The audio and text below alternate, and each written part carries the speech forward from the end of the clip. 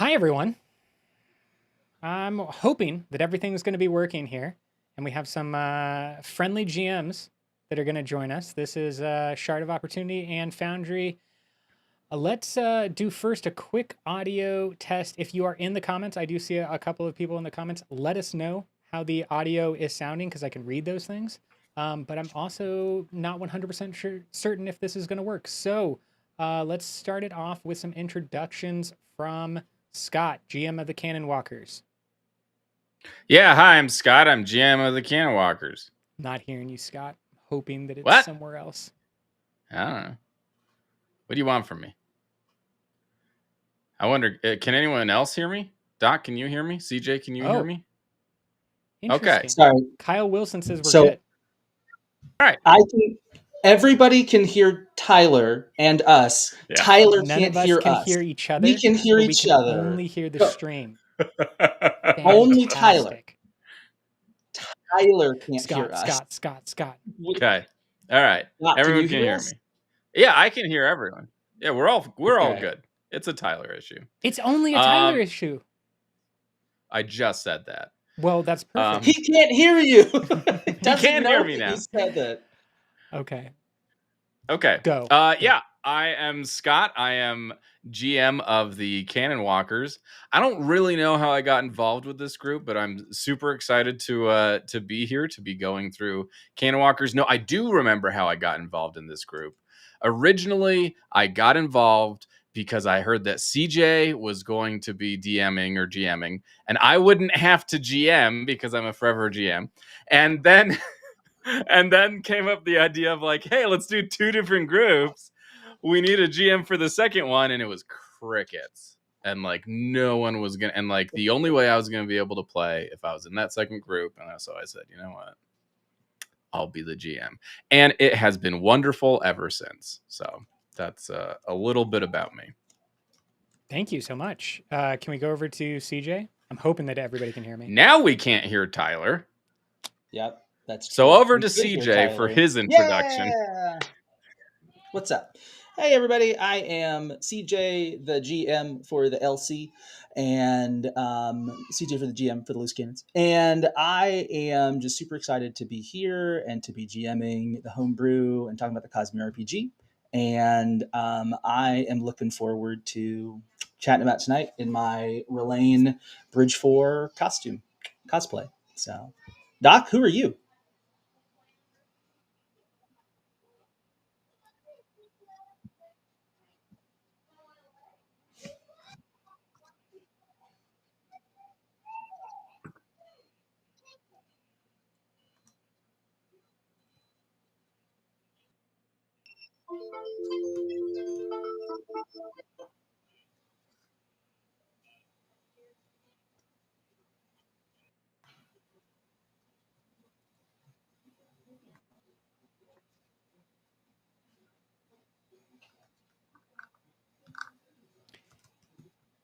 Yeah, I'm going to give one more chance. Is there an echo for me? I can hear you, Tyler. Okay. But we can't hear Doc, unfortunately. I can hear Doc. Oh. Fascinating. So many fun things. Yeah, let's go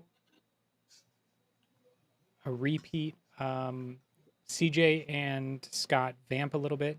Tell me about GMing specifically with Foundry and kind of like how you got into the server. I think that'll work. Scott, I think maybe first off, just like, what are your thoughts with Stonewalkers specifically? Because you've got the module there. Is that correct? Like you're able to use the mod. I know this, but like for the people, you're able to use the Foundry module largely for what you're doing, or how does that work?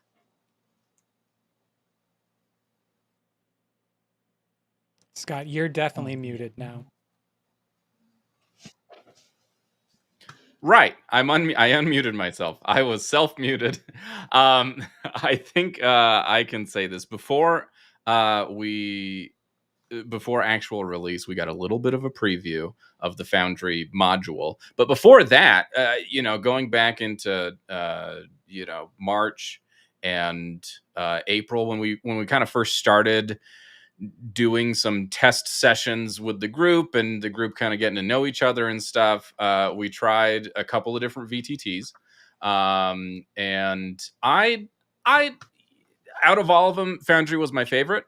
So going back and then finding that I had actually kickstarted the Foundry one when you had to go into your survey and choose one, I'm glad that I chose Foundry, because it kind of became the one that I really liked. But yeah, so we did Bridge 9, and I kind of had to did they release a Bridge 9 Foundry little module? They did, right? Last year. Yeah, they're both a beta, and then they did the updated one. Then they did that one. Yeah, so nice. Okay. Yeah. All right. Yeah, we played with that around a little bit, and then we did a couple more sessions after that. And then I kind of took things in a little bit more homebrewy direction, just kind of had a little fun adventure. We did a time loop little adventure, a little Groundhog Day kind of thing, but it gave me the opportunity to go in and start customizing and start making some changes within Foundry itself. And I just found it to be extremely powerful, but also it was almost intuitive. It was very easy to pick up. There wasn't a lot of things that I was just like, wow, I would not have expected it to be architectured that way, and it goes against the way that my brain thinks. So I don't know. Everyone probably will have their favorite virtual tabletop, but Foundry is currently mine because whoever made Foundry, the team that made Foundry, thinks the way that I think. And I always appreciate it when people think in the same, I don't know, architectural mind space that I do. So, yeah. And then we got all of the official modules, including the official Stonewalkers module, which blew me away. Doc will remember the week that I started playing around with it and being just like, holy cow, there's this. Holy cow, there's this. Oh my gosh, I don't have to do anything as a game master because it's all built in. So the cart moves. Guys, we'll talk about that. So wait, that is actually a really important thing. When you say that things move, can you show us on the screen here what kinds of things a person might move?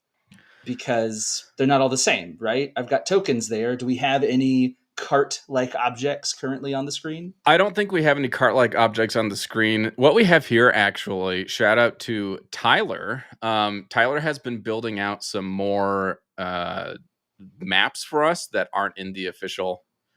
Sorry, I can move us a little bit. That aren't in the official. That Brotherwise didn't have the time or the resources or whatever to actually making maps for them, and Tyler's been building us maps. This one is hopefully it's early Stonewalkers spoilers. It's a tavern in the war camps called the Red Rock Bud. It's a little bit of a what? There's taverns on Roshar, and you go to them? This is a spoiler. I'm so sorry. I have to go now. Okay. This is ridiculous. It's a spoiler that the adventure takes you to the work. I don't know. And it's a bit of a seedy gambling den. And so Tyler has built out these cool kind of velvet tables with some wooden stuff on them. And so we had I think this is coming up. What episode is this? Is this episode 5? Yeah, episode 5. So we'll see this in a couple of weeks, or a month, actually, 4 weeks. We just recorded this episode, but yeah, so we had it was fun. We had a little game that we played. We've got all the different tokens here for the different characters that if you click on one of them, you see their point of view and what they can see, line of sight, etc. With the lighting system, which is really cool. And yeah, apart from that, pretty much everything here is baked in, but we were just talking about the cart can move. So the that was in chapter 1 on Stuck in the Mud. Let me go over here. Oh no, I already moved the cart. That's fine. You can move it again. I can move it again. And I don't know if Doc wants to talk a little bit about the whole process of this, but this is something that I didn't know was possible, and something that Doc told me was totally possible. Because there's this little scene where there's a wagon with a chole stuck in the mud, and the players have to help get the chole out of the mud. And so I was thinking to myself, man, it would be really cool. I was thinking aloud in Discord, man, it would be really cool if like you could move in the VTT, you could move the wagon out of the mud, and because there might be a little bit of combat after you help move. So it'd be cool to have that like physically in the correct spot when you're in combat. And then Doc blew my freaking mind. Doc, do you want to talk a little bit about like tiles and how they're kind of in different?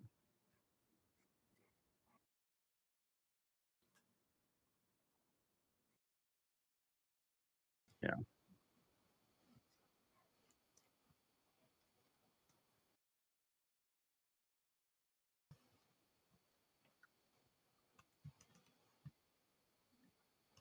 I can hear Doc. Okay.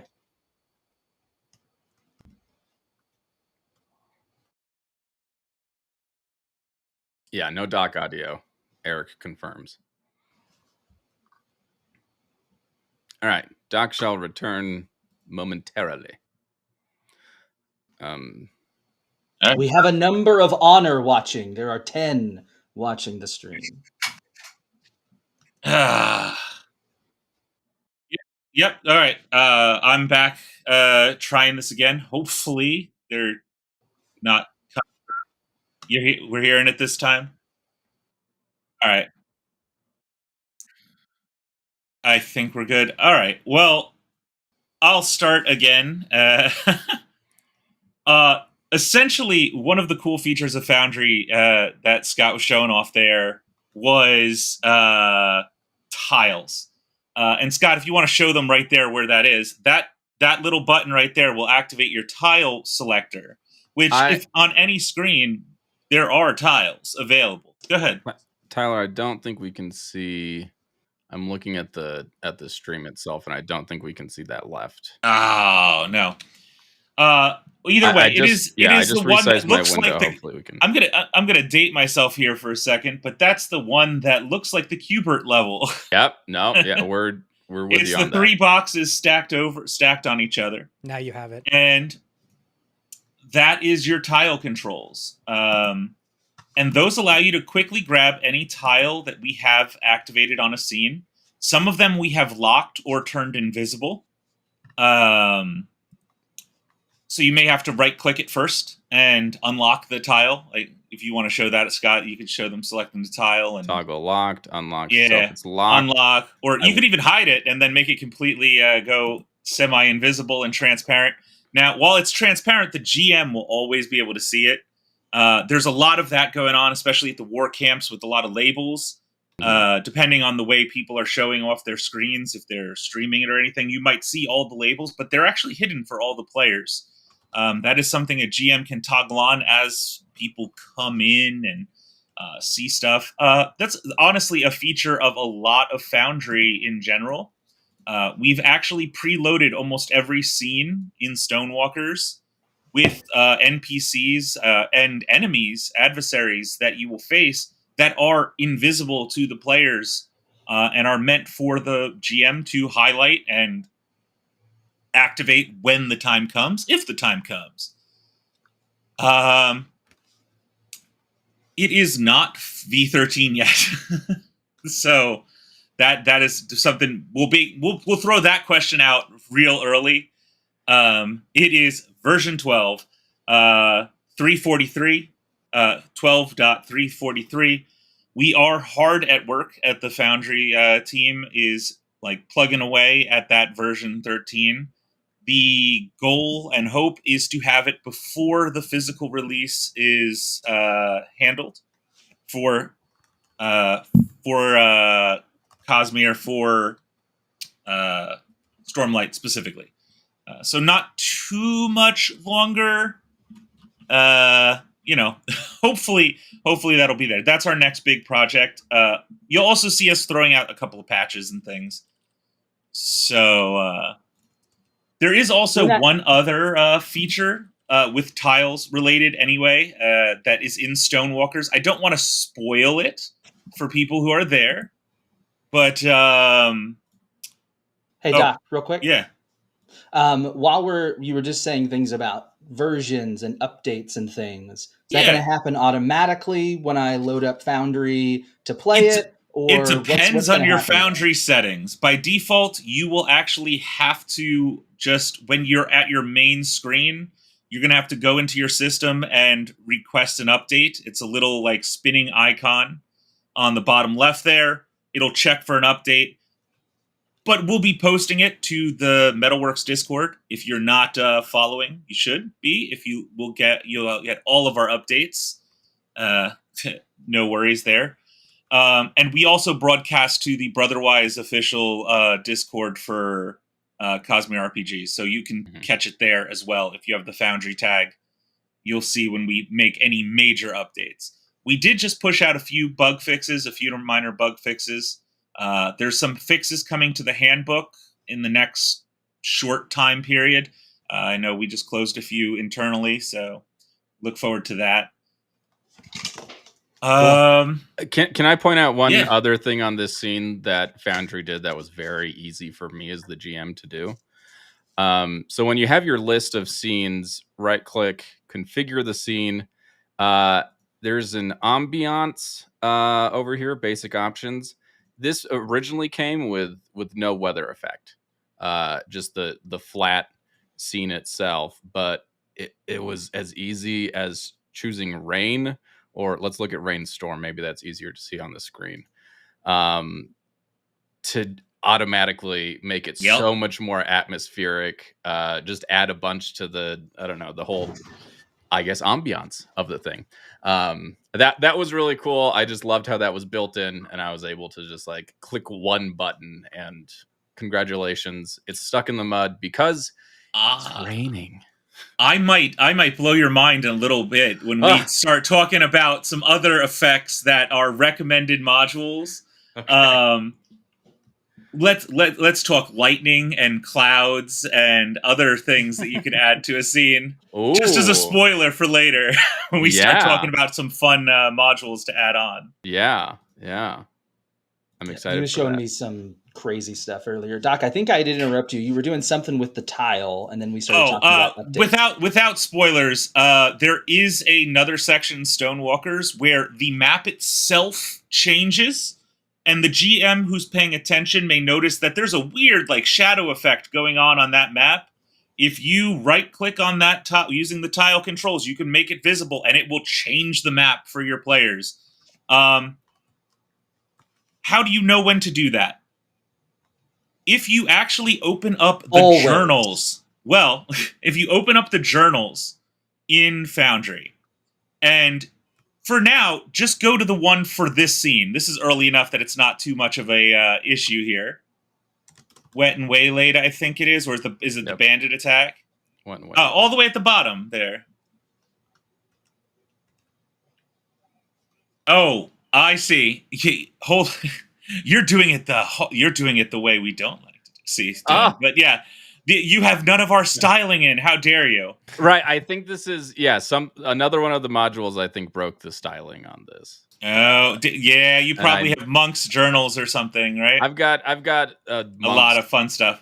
Viewing suite or something. Monk's is very good. The one thing it does break is our styling. If you want, I will show it for most other people. I can pull that up real quick. On mine. If we can switch to your screen, sure. Let me know. Yeah. I'll close mine. And people in the chat, while this is happening, let me know if you can hear Tyler's voice. But we also have a couple of people. Grove in the chat. We see you. You're awesome. And there we go. This is now for... Oh, yeah. The version of Foundry that Doc is running. Yes, there was a few moments of echo there. Hopefully that wasn't too bad. But now everyone should be able to see this. I think we're good there. At the end of this section, you'll see these little panels here that we've designed in Foundry.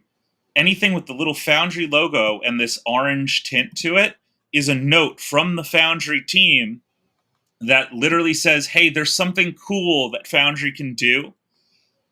We have it is ways to help you guide your character if you're reading along with the handbook. And it is also mentioned here, hey, here's how you do that cart tile movement.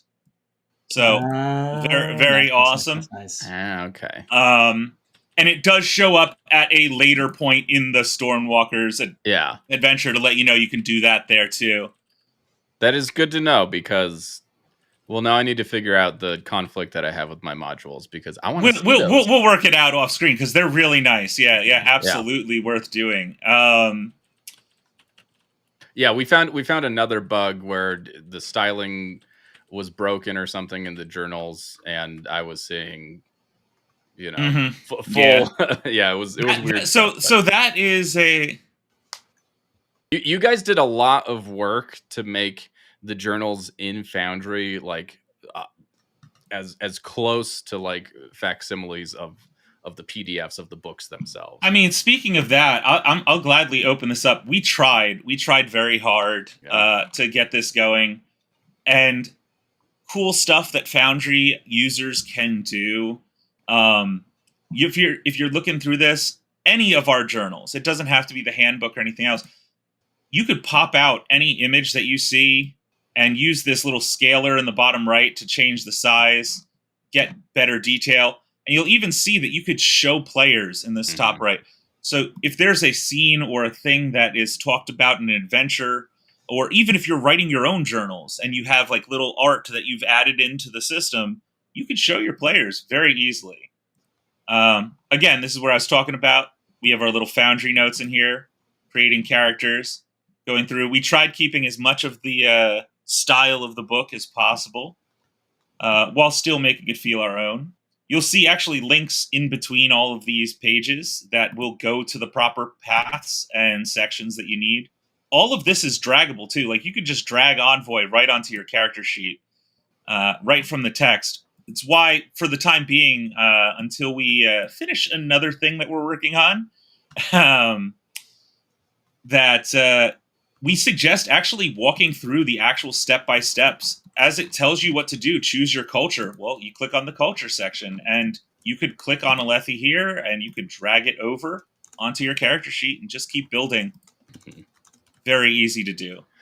There is one question in the Reddit thread that I think is related to what we were just looking at. Sure. Repeat 14 asks, I'm not sure if it's just user error, but it appears there's no way to do a wide open text search through a whole book compendium for matching text. For example, I was trying to search for any references to Nightblood in the Roshar World book, but all the search panels I tried didn't come back with the results, even when I did a search in the PDF references. So let's go over that real quick. DJ got to teach Doc something today. Because I'm so used to just using Foundry, I didn't even think about the fact that it is actually still a browser. So it's still limited, and we'll be talking about ways we could possibly improve it for other people's usage going forward. But normally you try to search up here, you say, hey, I want to find out Radiant. Well, okay, great. These sections have a word Radiant somewhere in them. It doesn't really help here. You could even change it to full text search, but now it finds nothing. So what do? Well, if you do it through full single page, and what that does is all of these chapters here are now instantly scrollable through as if you were there. Well, CJ reminded me, I'm on a browser. You can hit Control F and search for a word, and it will actually search through the text that is on the screen. Nice. There are a couple of solutions that we're looking at to possibly make that easier. There are people who have made modules specifically to search through Foundry journals. each has their own plus and minus. It's just none of them really do everything you would want on a regular search. So finding a good solution for it is rough. The best solution that I've heard is that suggestion to essentially take all of these and all of their sub chapters and just put them all in one big thing that says searchable at the bottom, essentially. And just like, all right, Control F, let's see what happens. Yeah. It is unfortunately too big to just, so you can create a journal in Foundry, and you can drag in your own PDF, upload it, etc. But the handbooks are too large to put the entire. You can do this for yourself in theory. So maybe you could like subdivide it. You could try to pull it out, but it is. I tried today after we talked to Doc to create one that was just everything. That way it was all in Foundry. And of course, this is for people who backed at the Foundry level but have not purchased the PDF. If you have the PDF, just Alt tab over and search it there. Yeah. But even I certainly get the desire. we still tried. A lot of them have glossaries and indexes that are linked. So if you can just quickly, you want to find abrasion. There's I misspelled it, but it got me there close enough. Abrasion is right here, and we can jump straight to abrasion. And such and so forth. We got any more questions there? Yeah, we do have plenty of questions, and I just want my people to know that if you hear an echo, it's not happening on the stream, so just get past it. Yeah. But I can't hear it. Wonderful. It looks good on my end. The echo is in your head, Tyler. There's many things in my head, and it's very scary, but Doc did mention that he thought there was one, and I was like, oh gosh, panic. Yeah. However, I think that another question about Foundry is coming from the GM perspective.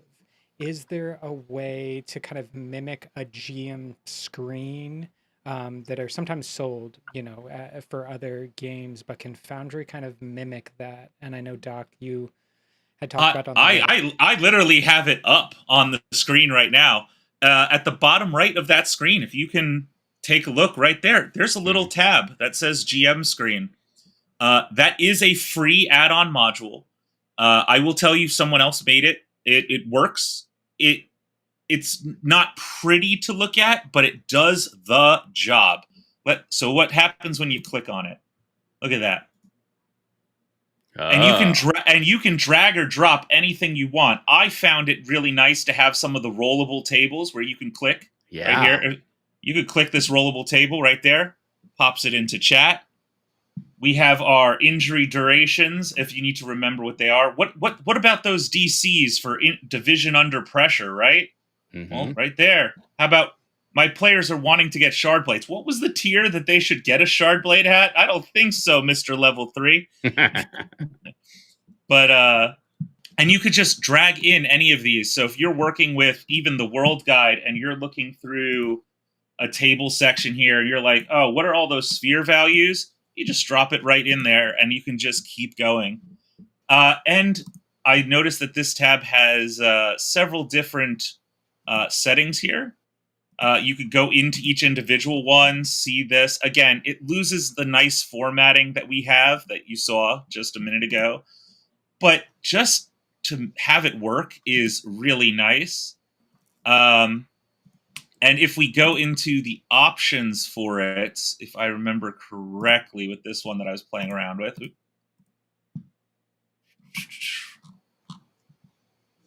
It's GM screen. There is a section here where you can actually, there we are. If you right click on it, that's what it is. You can actually add extra tabs here. So we could go second tab. Save changes, and then when I pop it out, we have a second tab over here that is completely blank. That would be my recommendation. It is valid all the way up to version 13 right now. So even when we upgrade to 13, it's ready to go for you. Ready and raring. Freaking Doc just dropping truth bombs.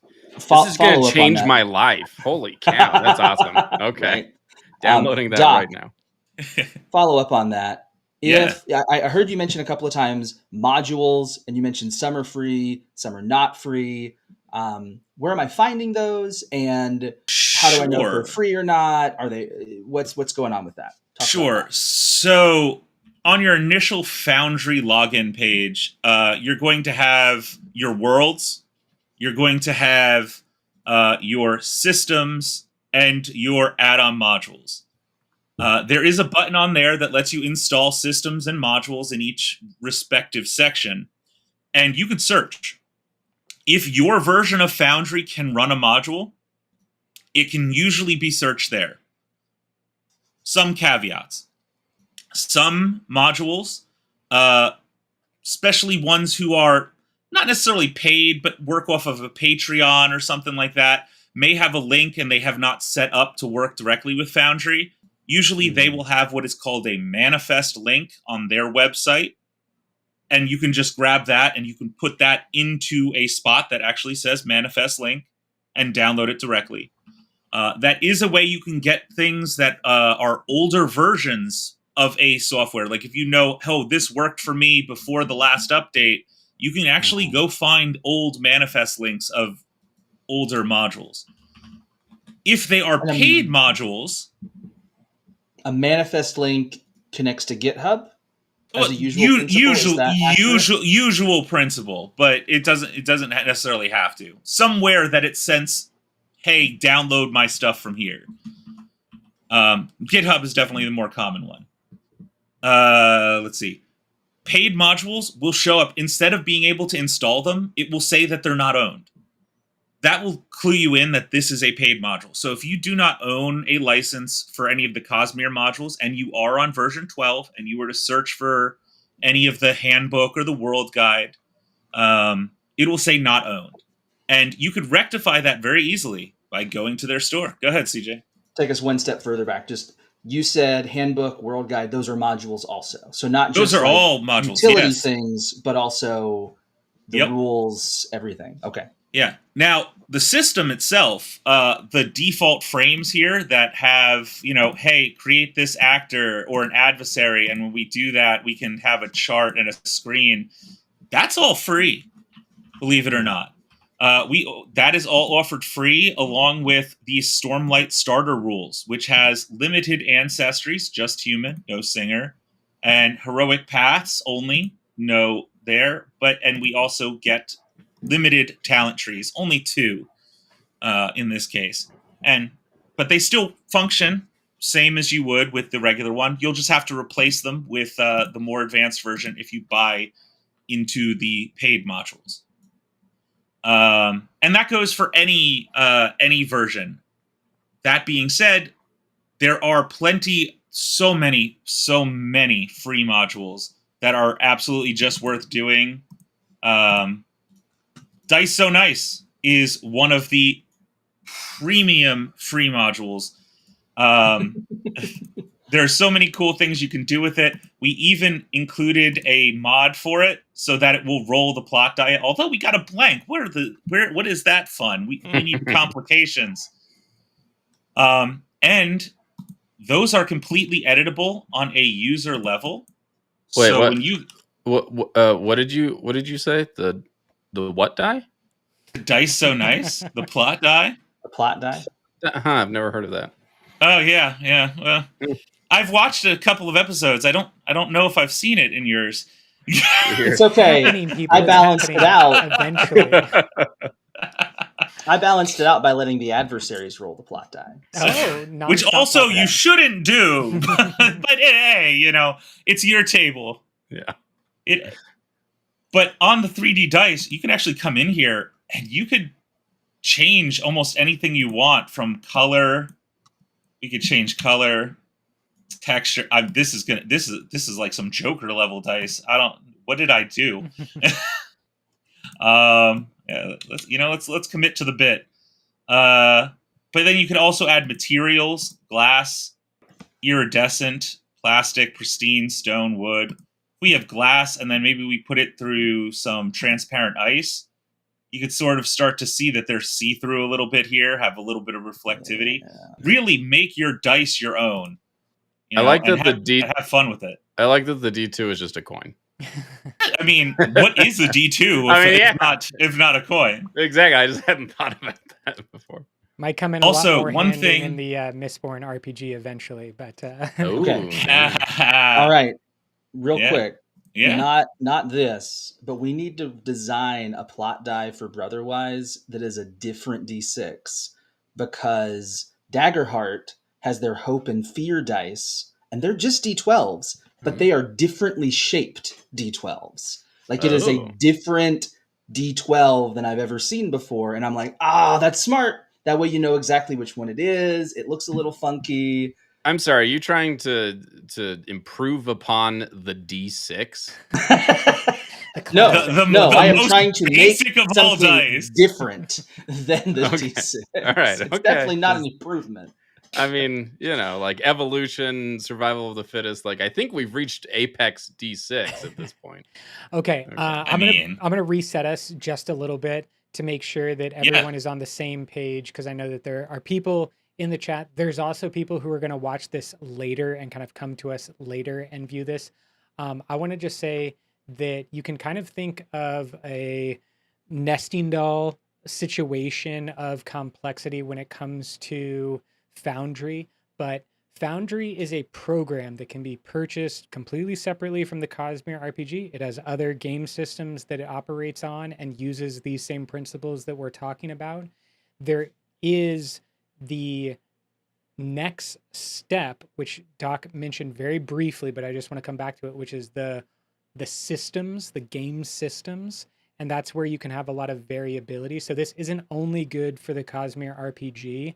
And then it gets a little bit more specific with the modules. And that's where kind of the infinite complexity can come in. Dice So Nice just being one example that's very often used, but there are truly a crazy number of different modules, some that add a lot of complexity, and that you'll see with the Loose Canons as well as the Canonwalkers campaigns. But that's kind of how you can modify your game to become whatever it is you want or your table kind of is looking for. So I want to kind of just like help us have an understanding of how things can start basic and then gain in complexity depending on what an individual game user might want. But it's important to remember that only the game master has to make a purchase of Foundry. This is not something that every single person in your game. And so obviously Doc works on this, so he's a unique case. But CJ, myself, Scott, we all purchased Foundry to use within our own games. And the people that we invite to those games are not paying for Foundry. They are just joining for free. And so for some of you who are just kind of like interested in gaining a little bit of information, but are probably only going to be PCs, this is like a free way if you have a game master who has purchased Foundry. CJ, is that what you were going to ask as well, or say as well? I was going to say that to me, that was the number one reason I signed up for Foundry.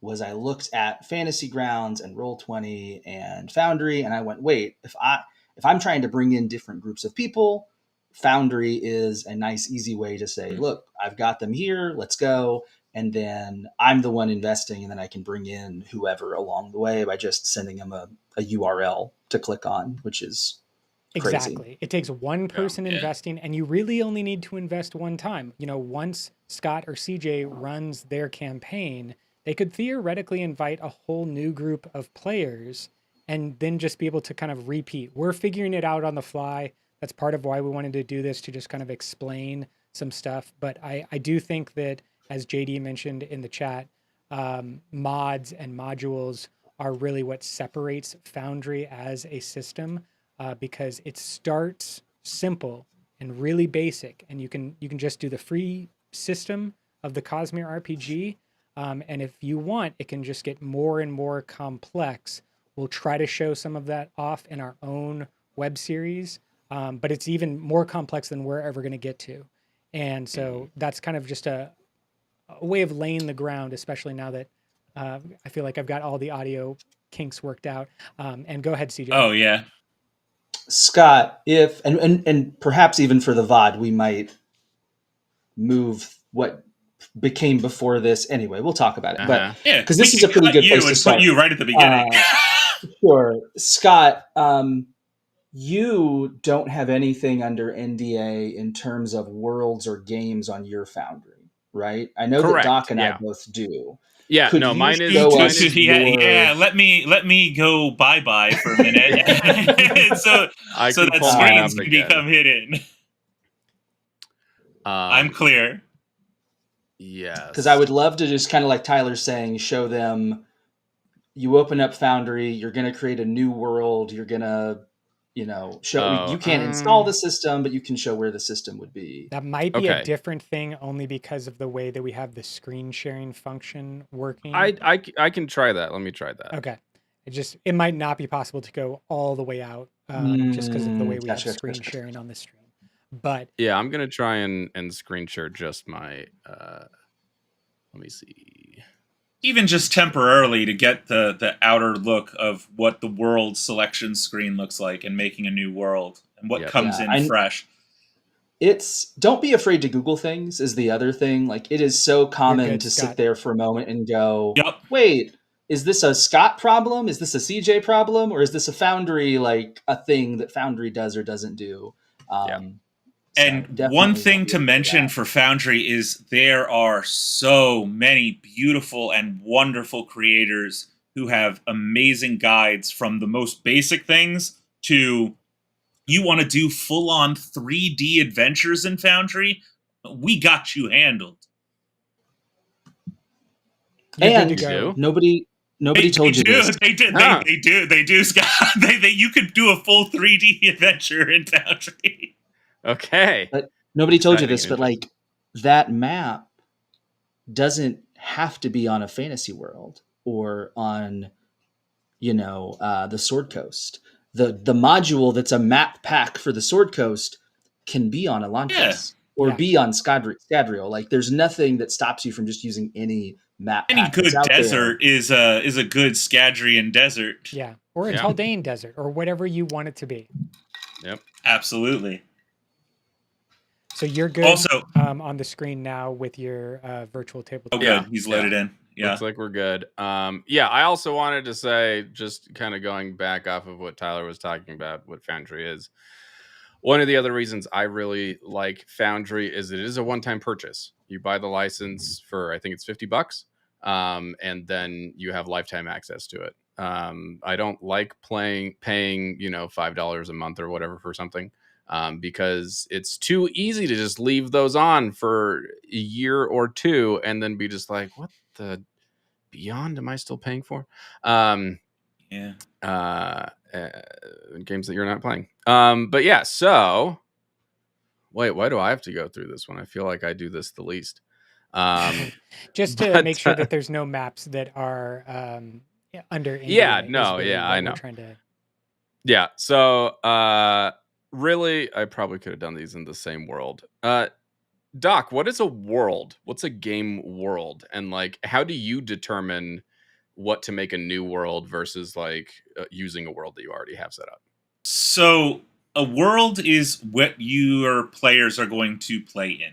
That's the short answer. So if you have set up a table specifically for, hey, I'm going to run this adventure like Stonewalkers, and maybe beyond Stonewalkers, with a specific set of people where you're probably going to play the same characters the whole way through, that's a good reason to start a new world.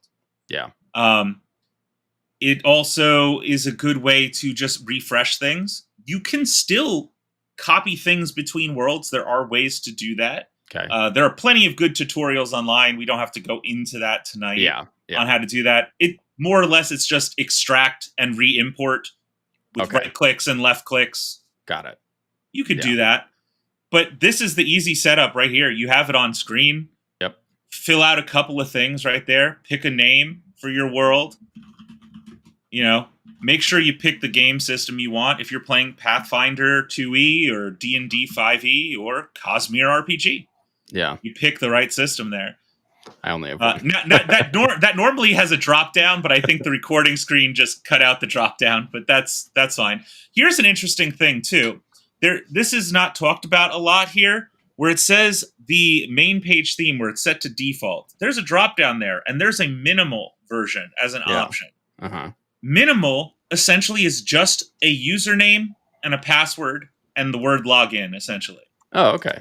Whereas if you have a non-minimal, you get all this other stuff that you could fill out here. A summary of the game, the next game date, which can all be updated inside Foundry as well, inside your world.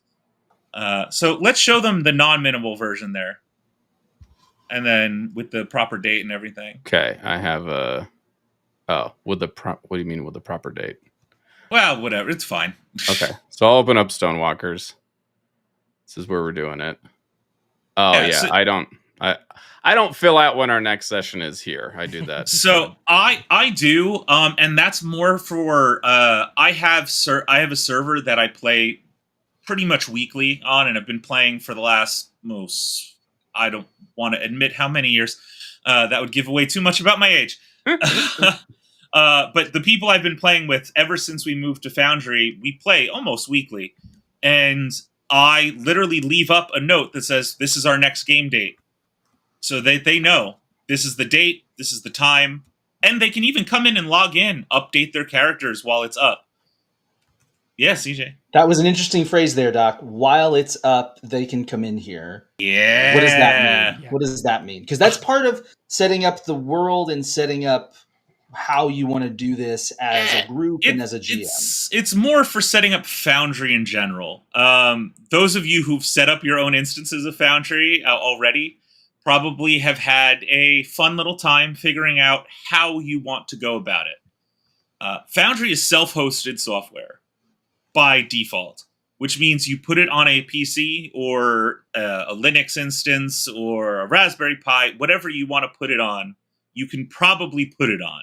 It doesn't take a lot. You just need the space for all the assets and art you eventually will be putting on it, and an internet connection. That was a good question, Doc. We had one from one of our Gen Con GMs that is considering jumping over to Foundry, and he was like, "I've got a MacBook Air.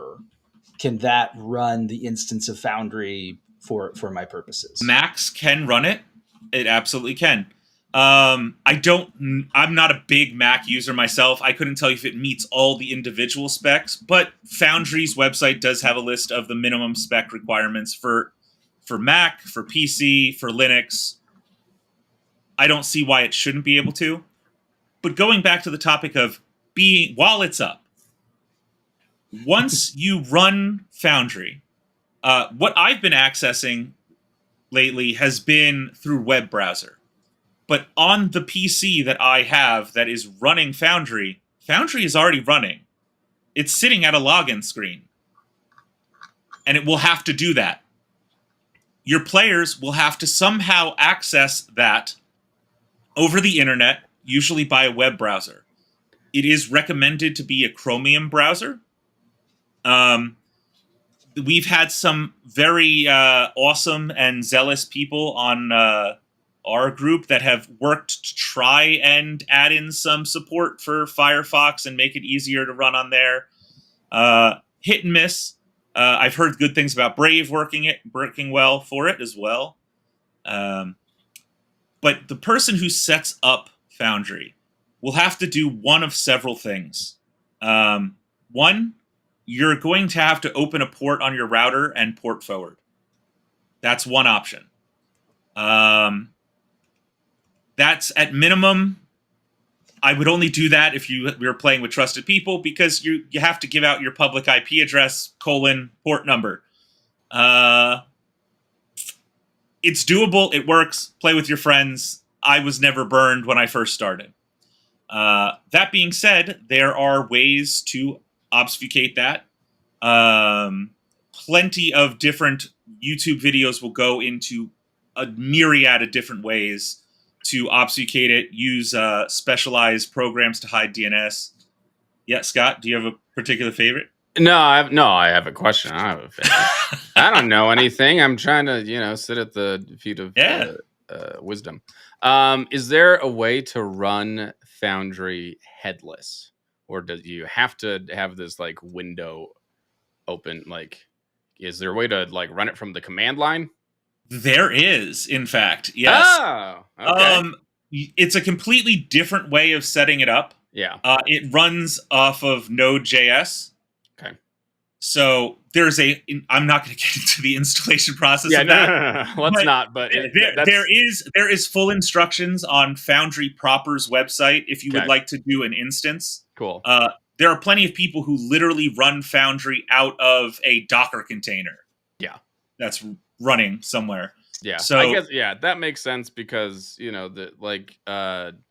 CJ, aren't you like using a kind of hosting service to run yours? Yeah. So that's I was going to say, CJ, is that what you were raising your hand for? Because that's the next option. Yeah. We could talk separately, just confirming, you used the phrase Chromium browser, Google Chrome? Yes. Google Chrome. Well, yeah. Well, no, there are other browsers out there that are Chrome-like and run on the Chromium engine, essentially. Those should all work, essentially. Cool. I just wanted to clarify that because I will also plug a very popular mod person, the Ripper 93. Yep. You're an awesome dude. Yes, he actually has a module that allows you to run a browser-free instance of your Foundry. So, and it will save logins, passwords, multiple games. So if you're a player in one and a host in another, you could save them all, and it's like a little login screen. It's kind of cool. So, is this Scott? Is this what you're working on right now? You're on the module screen. Yeah, no, sorry. I just kind of queuing up if we wanted. We were talking about game worlds. If we were talking about modules earlier and how to install modules, it's Yeah, let's just kind of move that over first. because like hosting is kind of the basic thing that needs to happen. Yeah, let's finish that. Is going to be hosting a server. The players but don't show them the example, Scott, because if we have to show them where to put in the port number, you might dox yourself. So. Oh no, yeah, I'm not gonna do that. So, like I said, you could port forward. That's at basic. You can use other services to obfuscate that. You could do what I do, which is essentially I already own a domain, and I use Cloudflare already for my domain. So Cloudflare has a free service for tunnels, which essentially you install a tunnel on the same PC as your Foundry instance, and you can set it up to go like my Foundry server dot whatever your domain is, .com, .go, .net, whatever you purchased, and it will go there. You don't need to open ports. You don't need to do anything like that. Again, it's a little more complex, but there are plenty of videos out there to cover how to do it. And on top of that, like I said, safety, you don't need port forwarding. You don't need that. I think another one that does something similar, but still requires a bit more finesse is NGIX. Nginx, yep. That's a good one. Then, if you just want to say, you know what, I don't need any of this techie BS, and you're willing to pay that extra couple of bucks a month, there are official Foundry partners that have hosting services that are specifically built for Foundry. We have Squire and The Forge, which I believe is the most popular one. And I believe CJ can even talk with his experiences getting it set up and used on that one, because you do that, don't you, CJ? I do, yeah. I found it to be very easy to set up, very nice to switch over. We'd been running it off of my laptop for a long time, and then I was traveling, and it became, depending on where I was traveling to, the person might let me port forward, they might not, or they might know what I was talking about when I said, hey, I need to see your router real quick. And it just became a bit of a hassle, especially if I was at a hotel or things like that. And with the Forge, you can just import everything from your Foundry into the Forge's online website, and now you basically have a separate instance of Foundry that's just running all the time over there. My players can log in, they can change things, they can do things without having to worry about, do I have it up? Do I have my computer on? Have I lost power? Any of those things. And as we're using that, it's been very easy to, if I'm going to do a different group, I can just change the URL very quickly so that I'm not giving out, this group goes here, that group goes there. There are higher tiers you can pay for that do some of that a little bit more streamlined, but it's like $4 a month or so, and just lets me not have to worry about making sure it can get set up. On something you mentioned, I will bring up a topic that is sometimes asked by people related to Foundry. Can I have multiple instances of Foundry? Yes, asterisk. As always, there are loopholes upon loopholes. If you're someone like myself who has a development environment, players are not actively logging into it, I'm using it to develop, and I'm running it while my server is sitting open for my players to log in and do stuff, totally okay. If you have multiple instances of Foundry running, like you want to run V12, V13 portable for different games, as long as they're not running at the same time, totally okay. It's when you start running them multiple at the same time, I'm running my 12 and my 13 and my really old version 10 to run the original Pathfinder that hasn't been updated to modern versions, because why? It works. Why break it? That's where they will come after you. That's where you will break your usage, and you actually would need to buy multiple licenses to legally do that. So obviously, do not do that. Just keep one up at a time. You really only ever need one running at any given time anyway for most people's usage. You could back out to the same screen that we're looking at now, change your game world for somebody. Mm-hmm. I quickly went from a single game a week GM to someone who's GMing like 3 or 4 a week, plus also playing in some. And it's not hard to, at the end of your session, leaving it open for 24 hours for people to update their characters, then changing it to another system for the next group of players. It's very easy. It's just do it the right way. Yeah, of course. And I think that, again, that's starting with most people's situation when you're playing with your family or your friends that, you've been playing with since high school.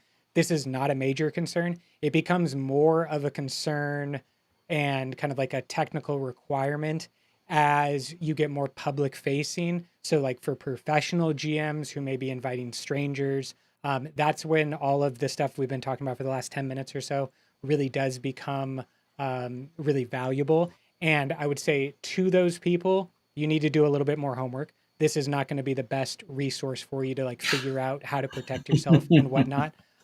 For most people who are just tuning in and you just want to know, like, I'm playing with some friends, we would be on Discord and maybe like I share my screen to like draw something on Paint, and you're stepping up from that level to get something like Foundry.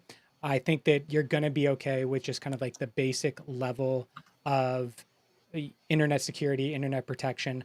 And when we talk about the strengths of Foundry, it really does come on, if you're looking at the screen right now, we have the game worlds, the game system, which for our conversation today is just the CosmereRPG, Cosmere role-playing game. So we're going to skip over that. Just there are other systems. We're not going to talk about them. It's the modules. So I'd love to talk a little bit more about the modules, unless CJ, you wanted to remark on something quickly. Yeah, just the tiniest. When you first open up, you first log in, that game systems tab, you click on it and install systems.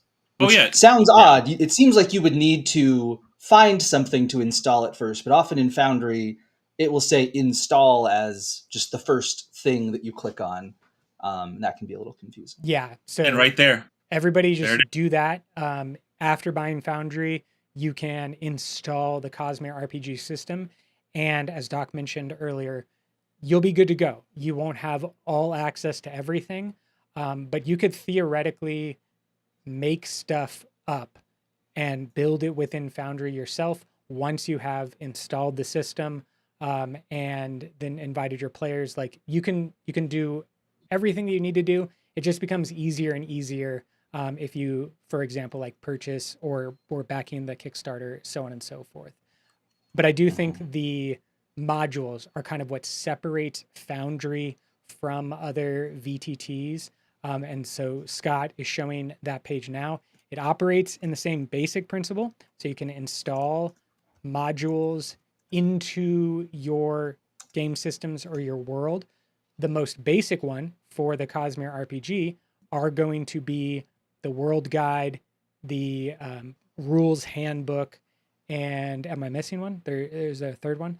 World Guide, Stonewalkers. The Stonewalkers, the Adventures. And Bridge 9. Exactly. So like those types of pre-packaged and developed things that exist for your game are available as modules. That's the most basic one that you're going to need. And then after that, it just gets more and more complex. So I would love if our GMs could maybe just go through some of the modules that they're using outside of those basic ones, the story ones, and kind of like what a person would see happening if they were to tune in to Loose Cannons or Canonwalkers. What are some of the modules that you are using? Scott, why don't we just start with you since we're on your instance. Before I answer that question, Disflux in the chat just asked, there was a feature you wish was in the system after GMing a few sessions. What is it? Yeah, tell me now. Like, you have me here. I could I'll tell the team. Take it right right on it for you. No, I'm like, my answer is modules.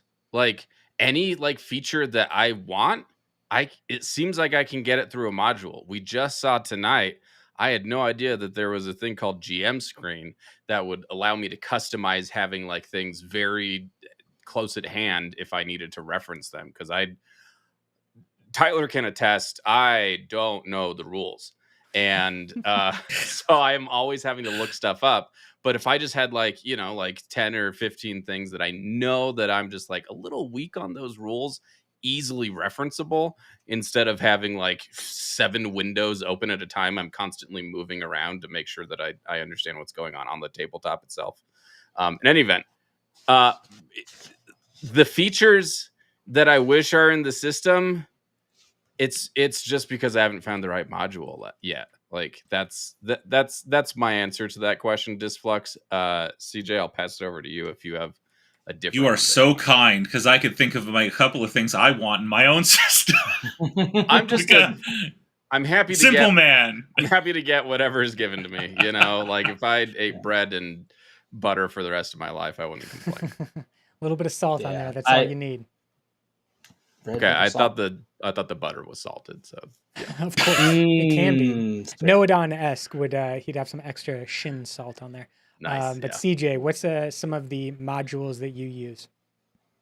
So I'll say first and foremost that when you're doing the installing modules bit, it does not activate the modules for you. You're going to have to go into each game world and then go into your list of modules and make sure that you click which ones you want, which ones you don't. And as you do that, some of my favorite ones, we've already talked about Dice So Nice.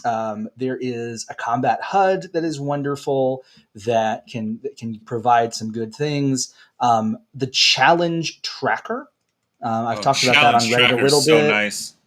Is fantastic for this system because sometimes you want to track events and you want to be able to show how many how many complications do we have? How many opportunities do we have? How many successes, failures? You want to be able to track endeavors and kind of either show your players, hey, you're not doing great, or hey, hide it from them and just know for yourself how many successes, how many failures. It is extremely variable and lets you be able to demonstrate, create any kind of challenges ahead of time, or just on the fly very quickly create them. In terms of something that Disflux that I would love to see is something that will help me track my players' reactions per round. So when Doc and I were talking earlier, and there's a wonderful combat tracker for this system that will let you track fast turns, slow turns, very easily demonstrate whether you've gone, whether you want to go fast, whether you want to go slow. But your reaction resets in this system at the start of your turn. And so that can be a little bit tricky to keep track of. I actually did find a module today that was made for 5e that's based around reactions specifically. So I'm going to be playing around with that to see if that does what I want. Another one that is not in the system but is a module is just something that can automatically demonstrate some physical differences at different layers of health. So when this enemy gets to 50%, 25%, and then dead, that's a thing that you can do with some modules, but it would be very nice either for you to create for yourself or for that to exist someday. Yep. That's the downside too, is if a module already exists, it's usually not going to be a priority for the team.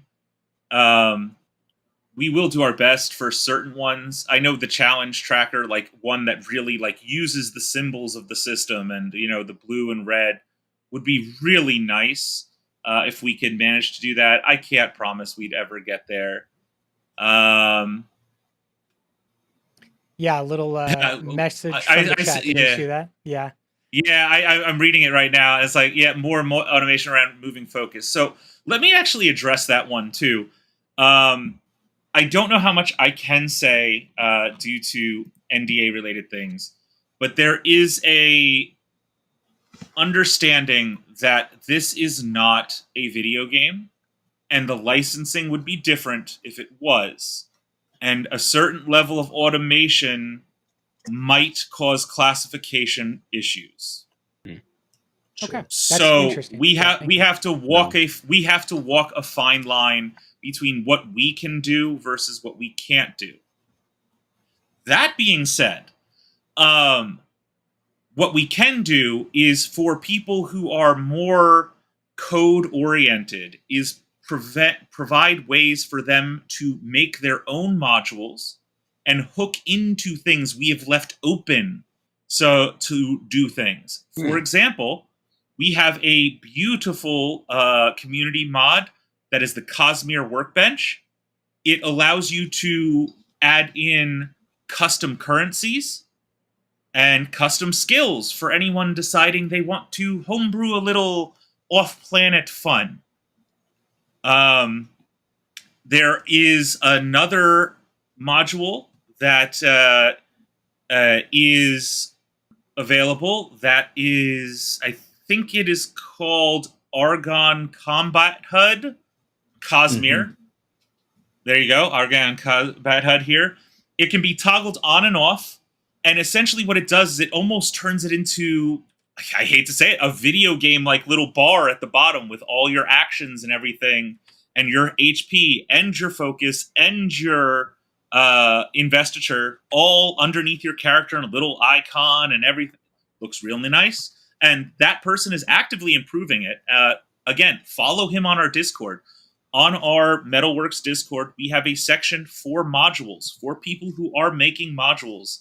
And as long as they are following the Brotherwise and Dragonsteel rules that they have put out about fan content, we are more than happy to let them promote their modules on our Discord, and you'll see them there and be able to keep up to date with new updates related to those.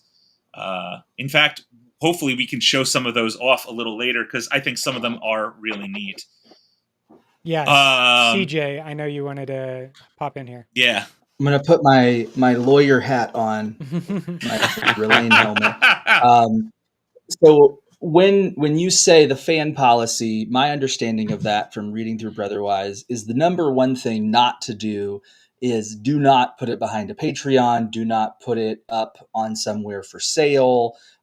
If you're going to make something that is using brand and IP, make sure that it's not behind a Patreon, not behind a paywall. It's just offered out for free. It could be on your Patreon, but it has to be like a free tier to that, those kind of things. But if you're just making something for your home game, they don't care. If you're going to live stream it, they don't care.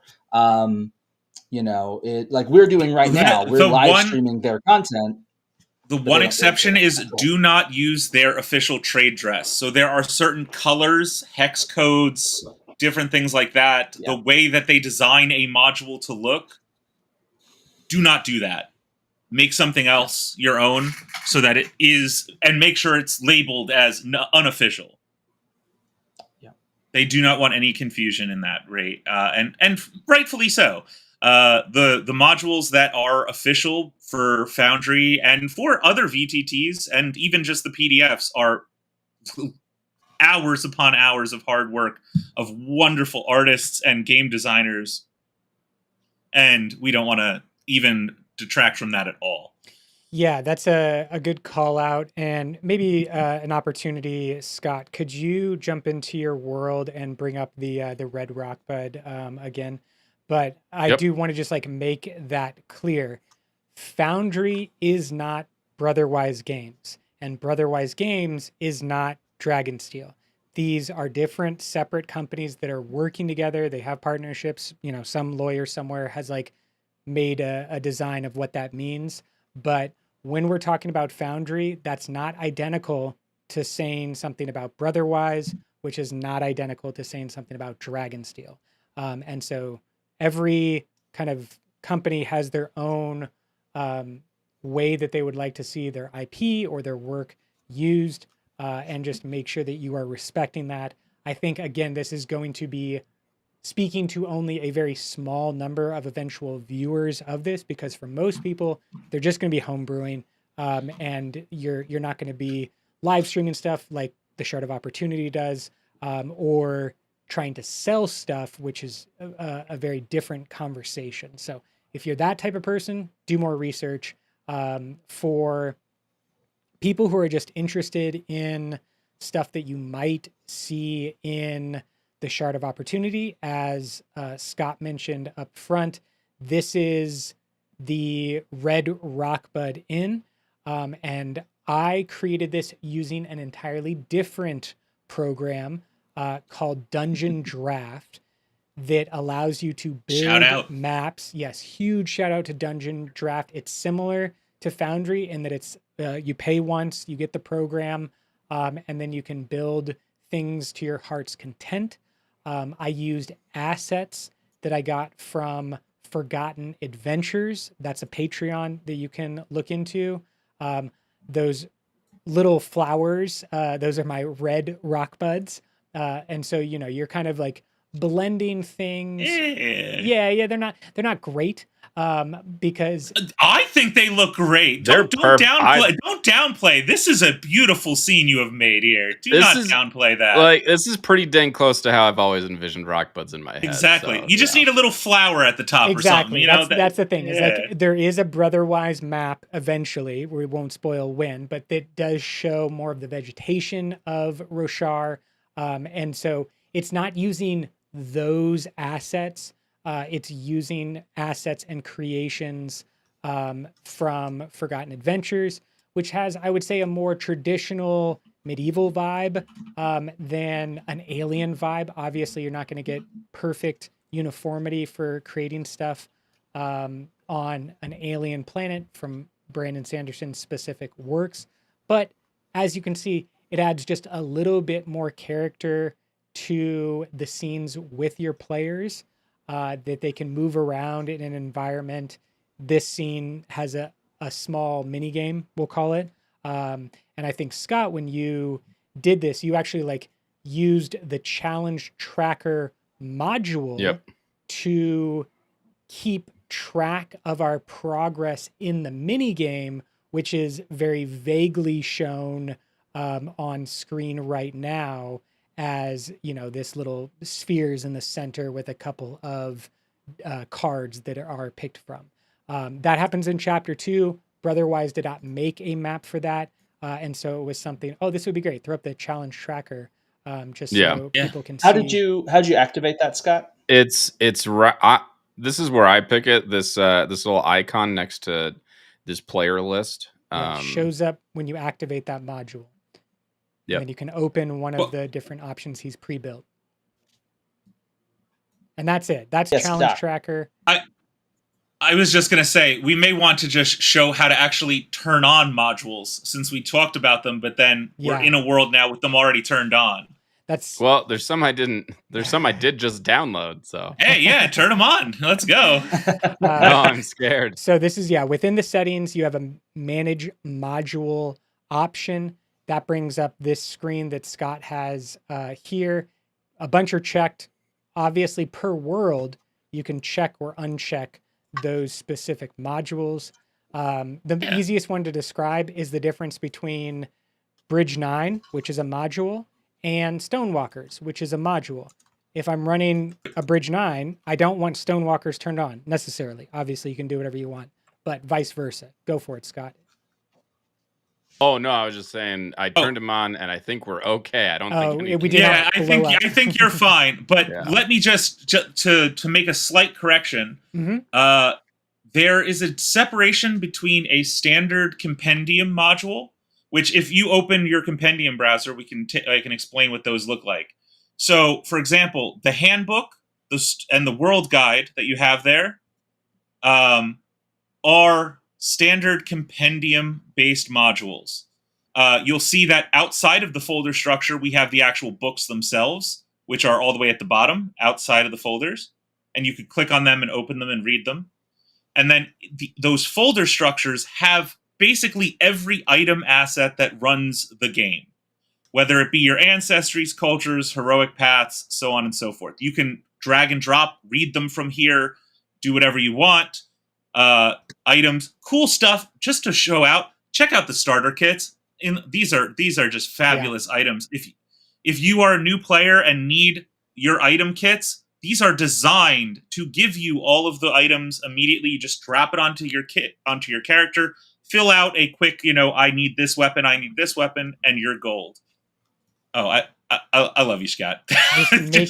making some just show it. Yeah, look at that. Drop it right on there. Pick one of the following. Staff. Steve's a staff guy. And then you'll see a little alert that says all this stuff added to your character. And look at that. Instantly done. And if you scroll all the way to the bottom, you'll see it also rolled your clear marks for you as well. I can't. It would show if we could scroll all the way down. But that is a great aspect. Yeah. There we go. Yeah, I was going to say, change the size of your screen there, Scott. I did. I don't know if it'll show or not. It's good. Yeah, you're looking good right now. Yeah. There's a little bit of loot there at the bottom. That is something we need to address. The current character sheet does not scale. It does work and will fill an entire screen. That is the minimum Foundry resolution requirement. Mm-hmm. If you find your character sheets are cutting off of the page, double check your forced scaling. The biggest issue we've had is where people are using 4K monitors or something with 200% scaling and not realizing it. And Foundry just doesn't like that in general. We're working on solutions to try and make that easier to handle as a player in the future. But again, no time frame for that at the moment.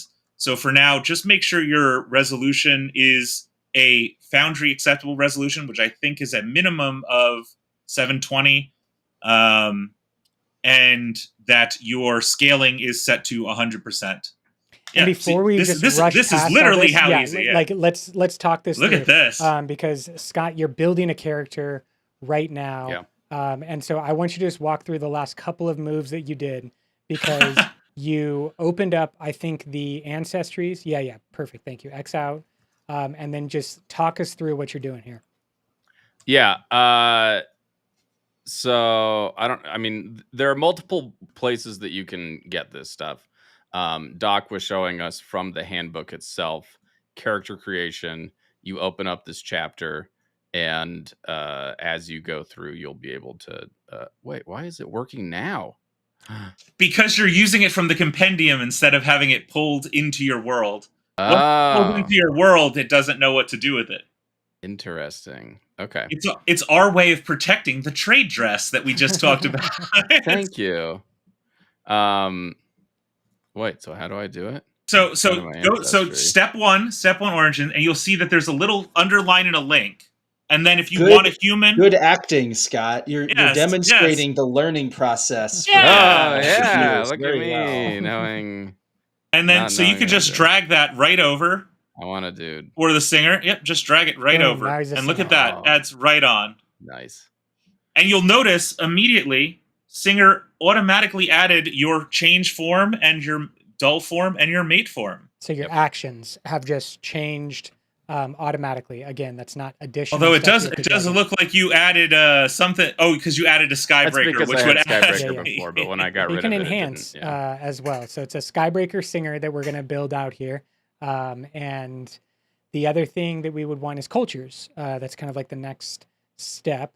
And we have. And you'll notice there when you add a culture there. If it's one of the base cultures, it will actually add the expertise related to it directly onto your sheet. Ooh, nice.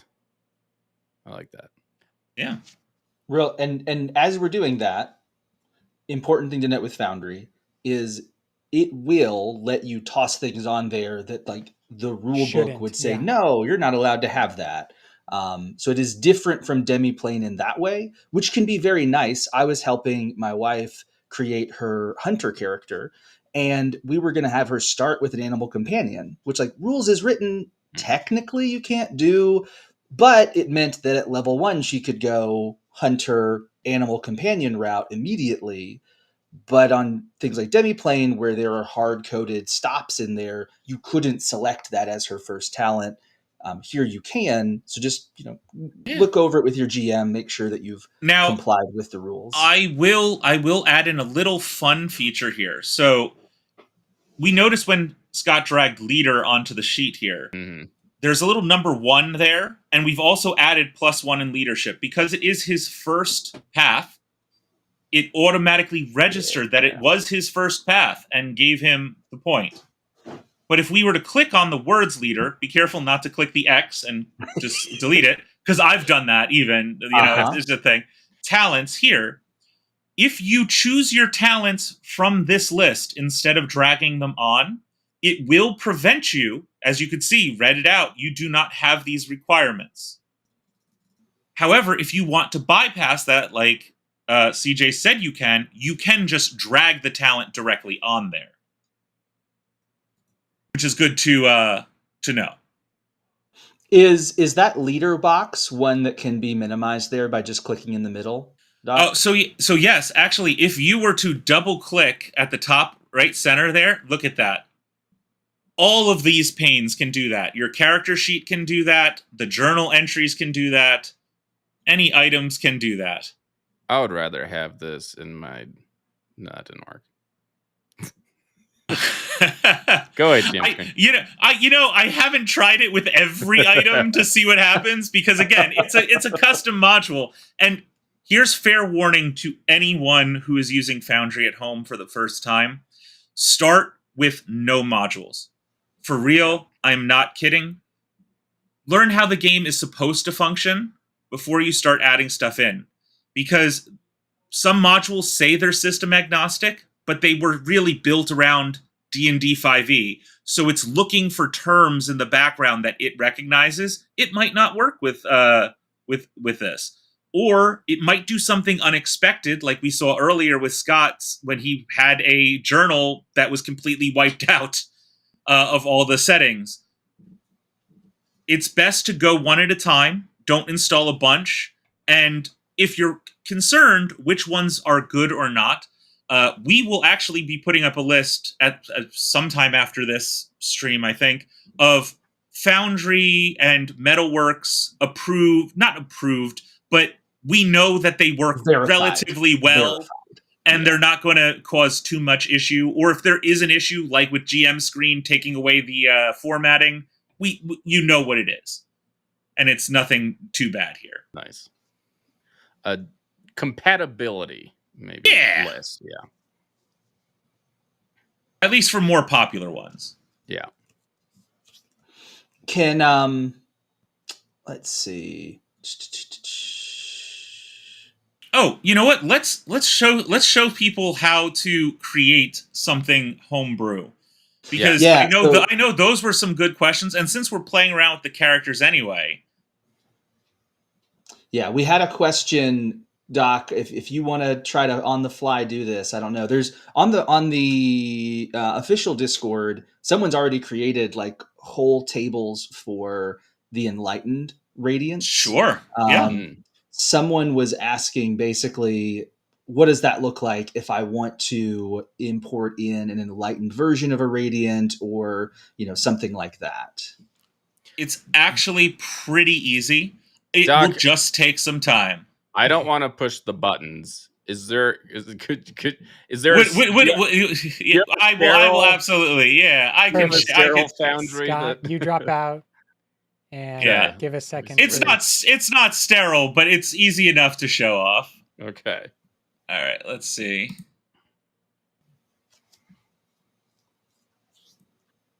Oh, I think Sorry, I need to find. It's okay. The window. Y'all work on that, Well, and I will just kind of like let everybody know that we have hit our 90-minute mark. Congratulations! But the way that Foundry kind of operates as a compendium and really a service that allows for you to stay within the system is, to me, really helpful when I am GMing. There are a lot of details. There are a lot of PDFs. There are a lot of, maybe you have another system, ChatGPT or some other type of system that's like trying to aid you as a GM that I know a lot of people use. But with Foundry, the great thing is that it's kind of like all been operating in a degree to kind of like help you stay within the system. That includes building out simple maps. That includes like measuring distances around your maps, or adding walls, adding lights. Doc, do you feel like you're ready to go with this kind of like example? I am. Okay. I am ready to go. Ooh. Now I'm getting the echo. I'm sure it's fine. Yeah. You're still sounding good to me. Same. Okay. All right. So, we're talking about creating custom and unique things. So, I think it's a little cut off on the main screen there on the display. Hopefully, you can still see that there is a create items section here, and it will create this new item box. Sadly, I don't think you can see the pop out. Maybe we can see the pop Let's see out. if it catches it. Yeah, what we're just missing. Not the drop downs. Yeah, exactly. Okay. So essentially, I won't be able to show you the list that appears here, but let's just go through it real quick. It starts off on weapon, but we have action, adversary, feature, ancestry, armor, connection, culture, equipment, goal, injury, loot, path, power, specialty, talent, talent tree, and weapon. So almost any thing that you need to create, any item, is available to make. So if we were going to go and make a custom radiant path, we need our key talent, right? Our speak the first. So we're going to say that's going to be a talent, and we'll create a new item. And you're going to see it's going to appear in the center of the screen for us to use, right here. And it's just going to be a blank talent. We're going to say speak the words is what it is. You could fill out this description with whatever you want it to do. I said words. Yay. What these other descriptions are for are the short description is for the talent tree. So if you want to use this to have a shorter, smaller description, you could fill it out here. And then chat description will default to either the short description or the description, whichever is filled out. And if chat description is filled out, it will default to that. So when it gets posted to chat, if you post this to chat. From there, you decide, okay, this is a talent. So we say it's going to be a path talent. and we could attach it to something.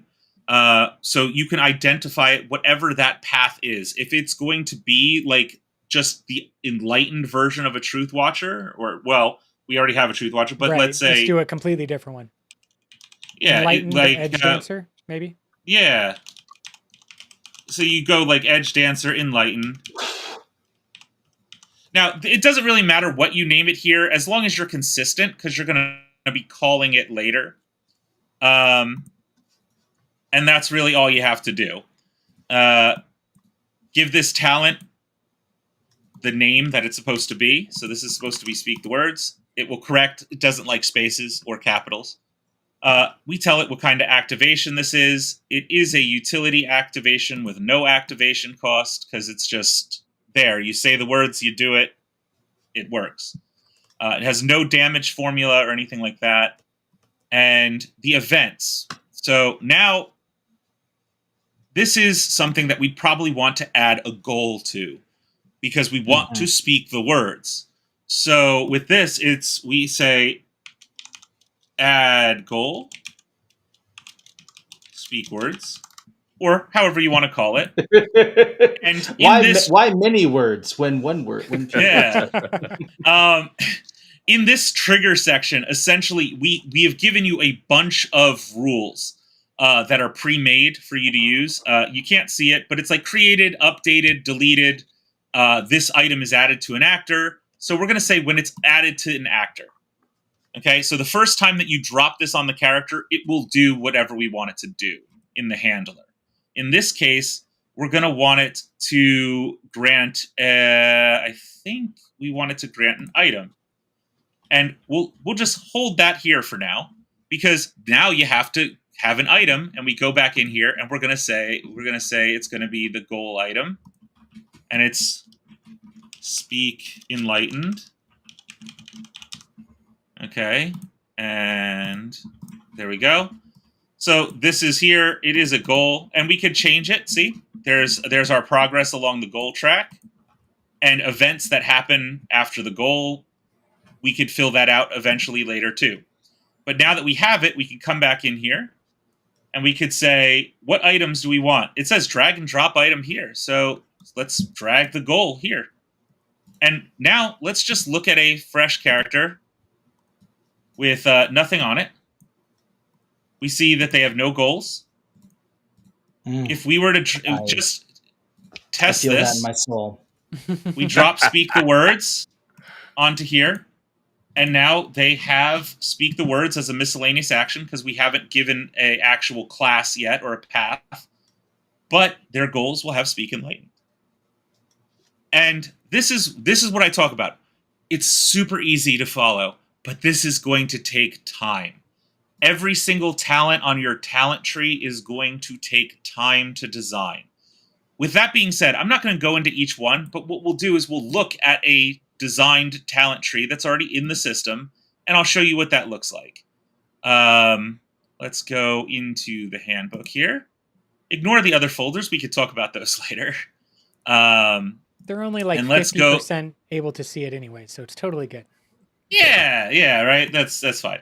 So let's look at the radiant paths here, and let's, for the sake of editing, we're going to open up and we're going to throw, yeah.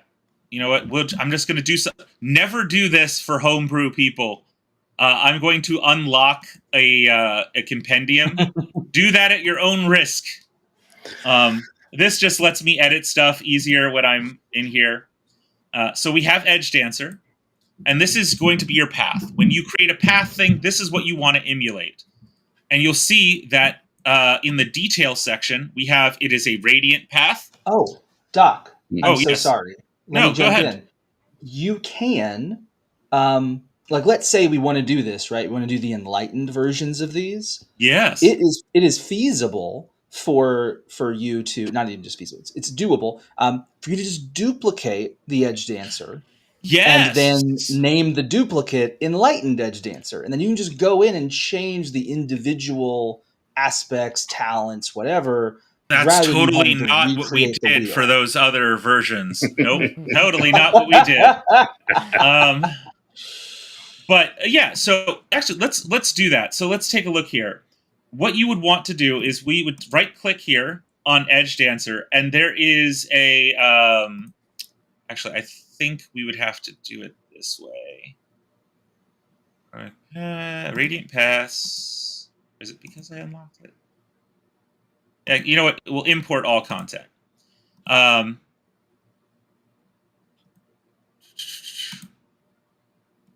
Radiant Paths. Surges. No, come on. All right. It wouldn't be a thing unless if it didn't scuff. Actually, you know what? This is the easy way to do it. Now that we have this here, we can just copy Edge Dancer over to here. And now it's in our world. This entire folder is in our world. What does that mean? Well, it means all of these are separate from here. So if I went into here and said Edge Dancer, this is a lie. Pancakes. Yeah, well, so right here, we've added a line. But if we go back and look at the actual Radiant path for Edge Dancer, it does not have that. So this is your world-exclusive version. With that said, we can now look at here. And we have this thing called Edge Dancer Talents, which is what populates this screen. Right? So what you can do is you can actually go in here, and we're going to... Let's open up items here. And we look at Edge Dancer Talents here, which is this tree. And now that it's in your world, you'll notice that same lock and unlock icon that you have seen before in relation to other things. And when you do that, you'll get a completely different view. What this does is allow you to add other features. Now, you may have to rescale things, move things around to change stuff. But you could essentially, we could go in here and let's say we're just going to borrow Enlightened Truth Watcher's future sight and Enlightened Talents. So let's go over here and drag those over so that we have them here. And then from here, we should just be able to drop it right into here. And there's their Enlightened Talents. Awesome. And from this skill tree now, obviously there's some other setup that will have to be done. You'll have to actually individually bring over these talents to be able to change this first one to actually go to this and get a white line. But for quick on-the-fly adds, this will function. Now that you have this here, we want to use this button here that says Capture Current Bounds, which will lock this into place. And now we see that looks like this. And what we do is we go to our Edge Dancer here. We're going to delete this one out. And we're going to just quickly... Oop, back... Oop. Nope. Edge Dancer Talents. Come in here. We're going to change this to Enlightened. All right. And now we can drag this into here. And with a little bit of... refresh often, yeah. There we are. Refresh often help. And you have it here. And that what we'll be able to do is we'll be able to go right into our character. We'll be able to drag that new Edge Dancer path. It will function the same as the old Edge Dancer path. That's all the Stormlight actions being added. And our Speak the First Ideal. But now we also have the ability to go in, under Edge Dancer, under Talents, and we could just start taking the future sight. And then obviously this is tied to prerequisites of Truth Watcher. Like I said, you'll have to go in and individually edit these, but it's the same process. You just constantly go into older trees or items and can change them. Sure.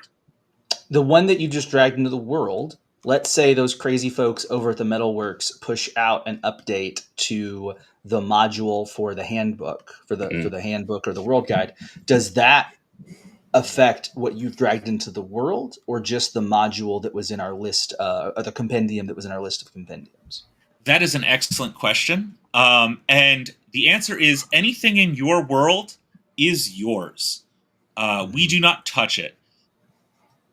With minor exceptions in that sometimes we run a thing that if we updated something system level that functions a certain way, we might have to do what's called a migration to just get it up and running that way. But stuff like this, where I'm literally changing what talents do and what's in here and stuff like this, like here you can see add connection and stuff like that to change connection levels. You can right click on this and delete that connection. All this kind of stuff. All of that is your world. This is why I said do not unlock over here, because if you change something here in this section, that will change back when we make any updates. So it's always best to bring something into your world if you want it to do something fancy. Yeah, to change it. Yes, in there, say you make a new talent and it makes you determined, just to be very basic, or makes you prone or something, and the prone is linked back to what's actually in the handbook. Say there's an update to the handbook of what prone does. Is that link honored? So if you haven't copied over and made a new definition of what prone means. So that is a good question, and that is a more complicated topic, but it has a very easy answer. It's just going to use fancier lingo. Essentially, every item that exists is right here, has a document UUID. When it's in your world ones are unique. So the second we dragged it here, as soon as it entered our world, it got a new UUID. Mm-hmm. It's no longer tied to here. Yeah. However, you'll notice that in journals for these adventures or what have you, we might reference back to something in the compendium's UUID. Yeah. The compendium's UUID, with very few other issues, will always reference back here. Nice. Okay. So if it references there, it will change. But what the difference is, don't get that confused. Once this version of Edge Dancer is sitting here, even if it was the one from the compendium, it is now on this character and has a unique UUID. Mm-hmm. However, if this had the original talent tree here, that is a link. Yeah. And that will update properly. Yep. Okay. That answers my question. Yep. Good. Can I scale? And I can do that with. Yeah, absolutely. Yeah, yeah. What do you want to take over? Well, I want to bring us back to the GMs, and as also a question from Reddit that is just when it comes to swearing the ideals in the Cosmere RPG. Obviously, a lot of players are interested in playing Radiance, and Doc, you just kind of walked us through how you can custom create. But for the base player, they're not going to go to that extreme. Scott, I happen to know, because I'm playing with you, that we just had someone swear the first ideal. And whoa, spoilers. It's going to happen, people. We're playing the Cosmere RPG. You just don't know who it's going to happen to and when it's going to happen. And CJ, I'm sure that in your game, it's a topic as well.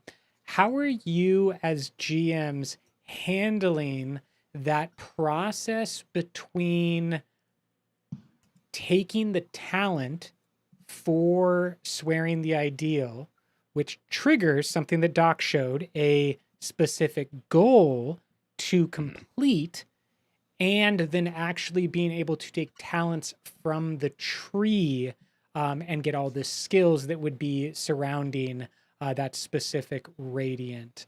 Scott, do you want to start us off? And then CJ, we can jump over to you for that question. I don't know if I do want to start us off. Okay. CJ, didn't you respond to this question? I think that I mainly agree with how you responded, including your interpretation of what is rules is written And then if I was playing at my own table, it might be a little different. But yeah, I mean, level 1 is that this is my favorite part about the Cosmere RPG, which is that in this world that Brandon has created and then allowed us to play in, and Brotherwise has adapted, and then the Metalworks has adapted into Foundry, you have to first decide that you want to save people and that you want to be the kind of person that will save people before you can become the kind of person that can save people. And that's true for Knights Radiant. That's true for this kind of order through Roshar's invested entities. And so I love the idea that you're beginning to bond to Spren like Kaladin, like Shallan, and it's because of certain actions that you're taking.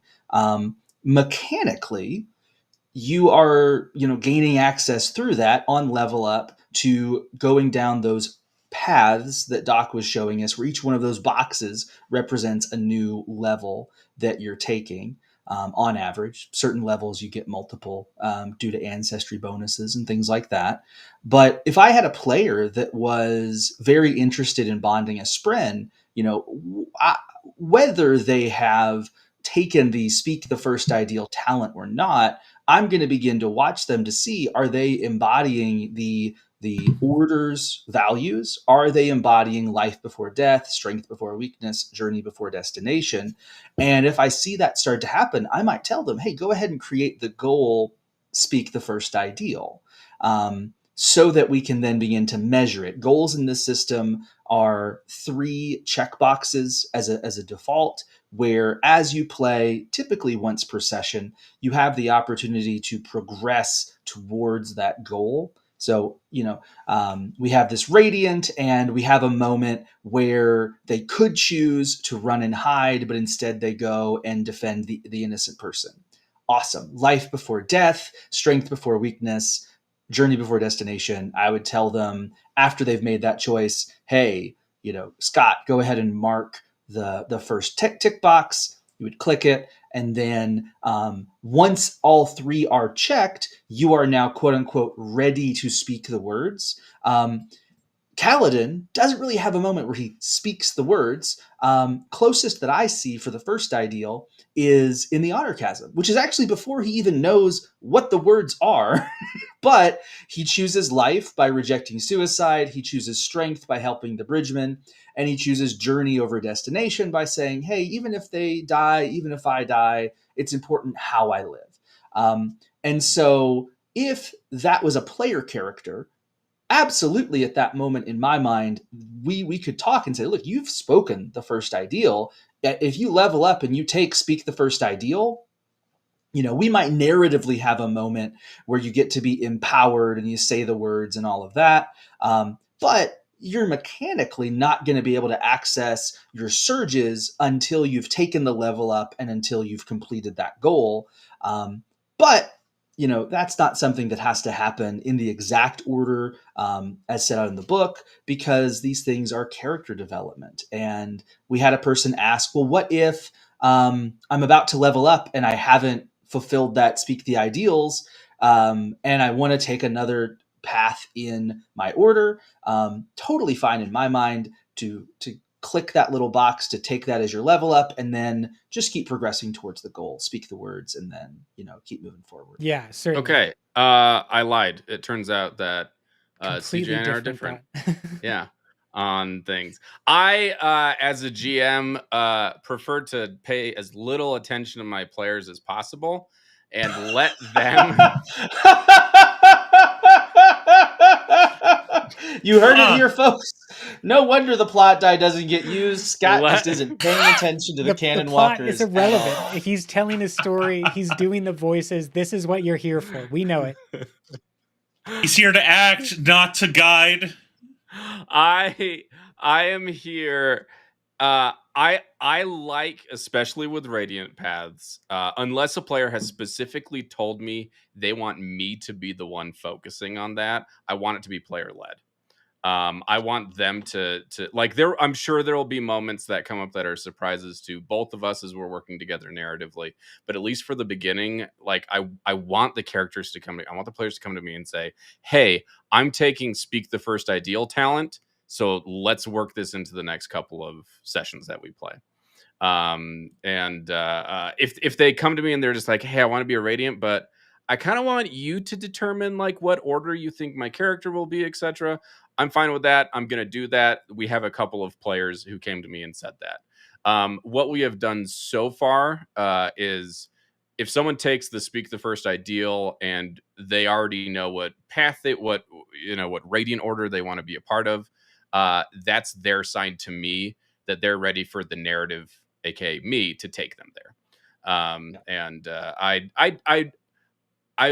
I would love to be as, what's the opposite of proactive? I would love to be as passive as possible as a GM, and be as invisible as a GM as possible, and make it the story that the characters create, that the players create.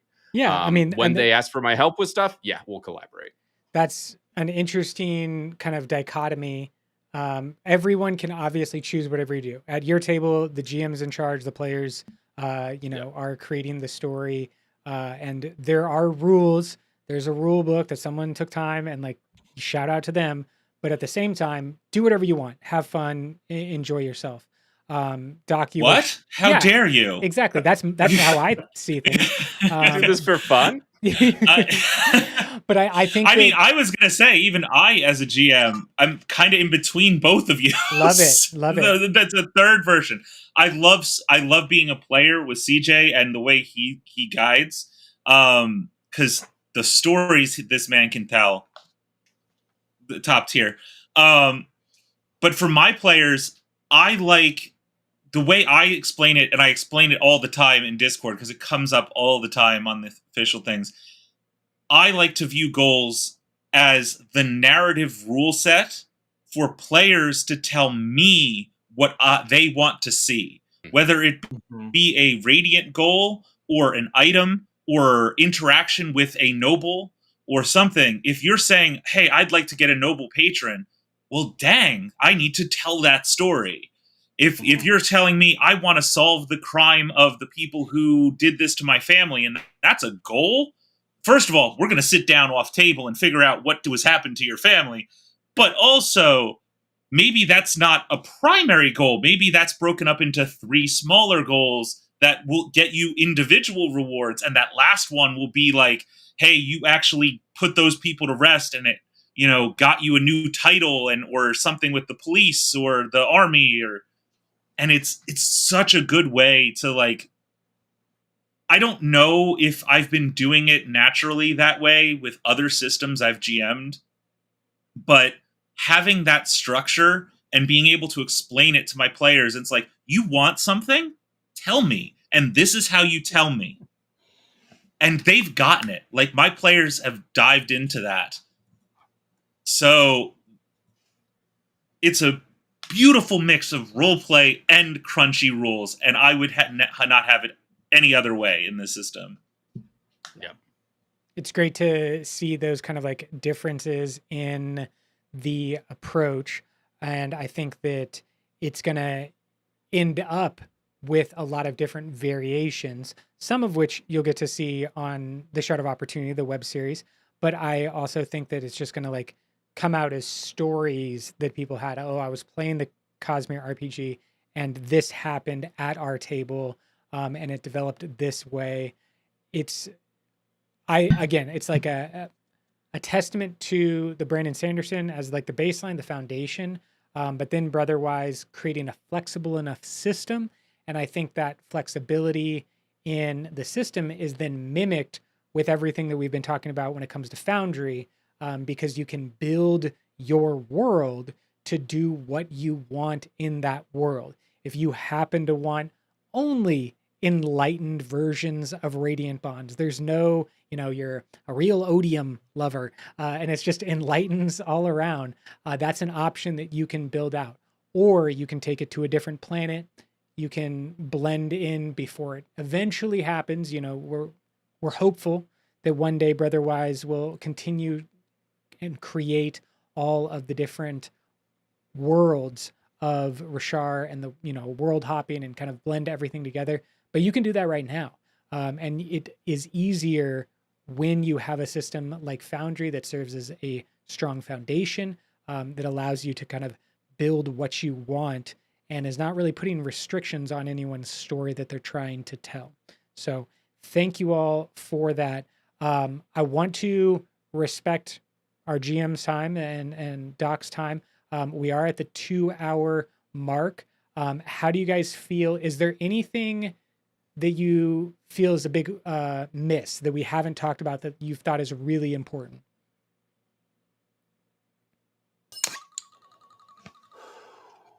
I mean, we covered a bunch of basics. I'm more than happy to show off other Foundry fun stuff for a little bit. Show some map things real quick, because they are going to blow Scott's mind when he sees them. Yeah, and the only other thing that I wanted to have us look at is music that automatically plays, whether your players ask for it or not, and then how to turn that music off, because I don't want to listen to other people's music. Well, you mean the little audio cue in the top right that has playlists and you can play your own music? Yes, right here. You can turn all of them down. I don't know if this is going to even come through on the stream or not with the screen share, and you could turn them all down and just be like, I don't want to hear your music at all, GM. Goodbye. Yeah, because that's individual. Yeah. So there are mods. It's good. It's good to know. They're really great that have music packs. Shard of Opportunity cannot play those because we're streaming stuff and making it public. And it's also not coming through on this stream if you were hoping that it would. But again, no, I was glad it's not. I mean, it's free content. Like shout out to this module, right? But you know, the flexibility does exist for those people who want to add a little bit of ambiance. It can be triggered by the change of a scene and circumstances like combat. You can change to a different music type. It's certainly something I've played around with. It's just not something that you're going to hear on Shard of Opportunity right up until the moment that you do. And wink, wink, nudge, nudge. Maybe you'll see that in the future. But yeah, let's talk a little bit more about maps. And just kind of, Doc, if you want to kind of take us through, I think there's, some more interesting stuff in that regard. Yeah. Oh, and so you brought up what is they're Foundry technically scenes. They're technically scenes in Foundry. Scenes that happen to have background. 1/100th. Yeah. One whatever 100th of another. But so it's very easy to make a scene. You come up here and you can make a scene, create a scene. There are, you create a scene here, and there are rules. You could set grid size, how big your scene dimensions are. Does it have lighting? Does it force the characters to use vision? Does it have global lighting so that only really stuff that is blocked by walls has an issue or not? You'll notice this one may look a little different than some other things, because I have stuff like wall height modules enabled, because I like the idea of being able to have a thing your character can look over or something like that. And this is a more advanced setting, but I tend to run a lot more modules. I shout out to, again, Ripper93. If the GMs know who that is, they're using some good modules. And Bailey Wiki is an amazing user of modules, as well as Monks active tile triggers, Monks journals, Monks everything. Like those three, if you have some of those modules, they don't all work well with Cosmere. That being said, the ones that do are amazing. This is the fun one. And this is a kind of browser system that allows me to quickly access almost every image in my entire layout and have some extra cool features with it. So let's do a quick scene here just to show off to Tyler and Scott a little bit here. Yeah. Well, we just did this one. Let's configure this one, but let's make it a lot bigger. Let's give it like a 6,000, or no, maybe even 7,000 wide. 7,000 wide by maybe, Often doing like 50 to 100 just for everybody's comparison.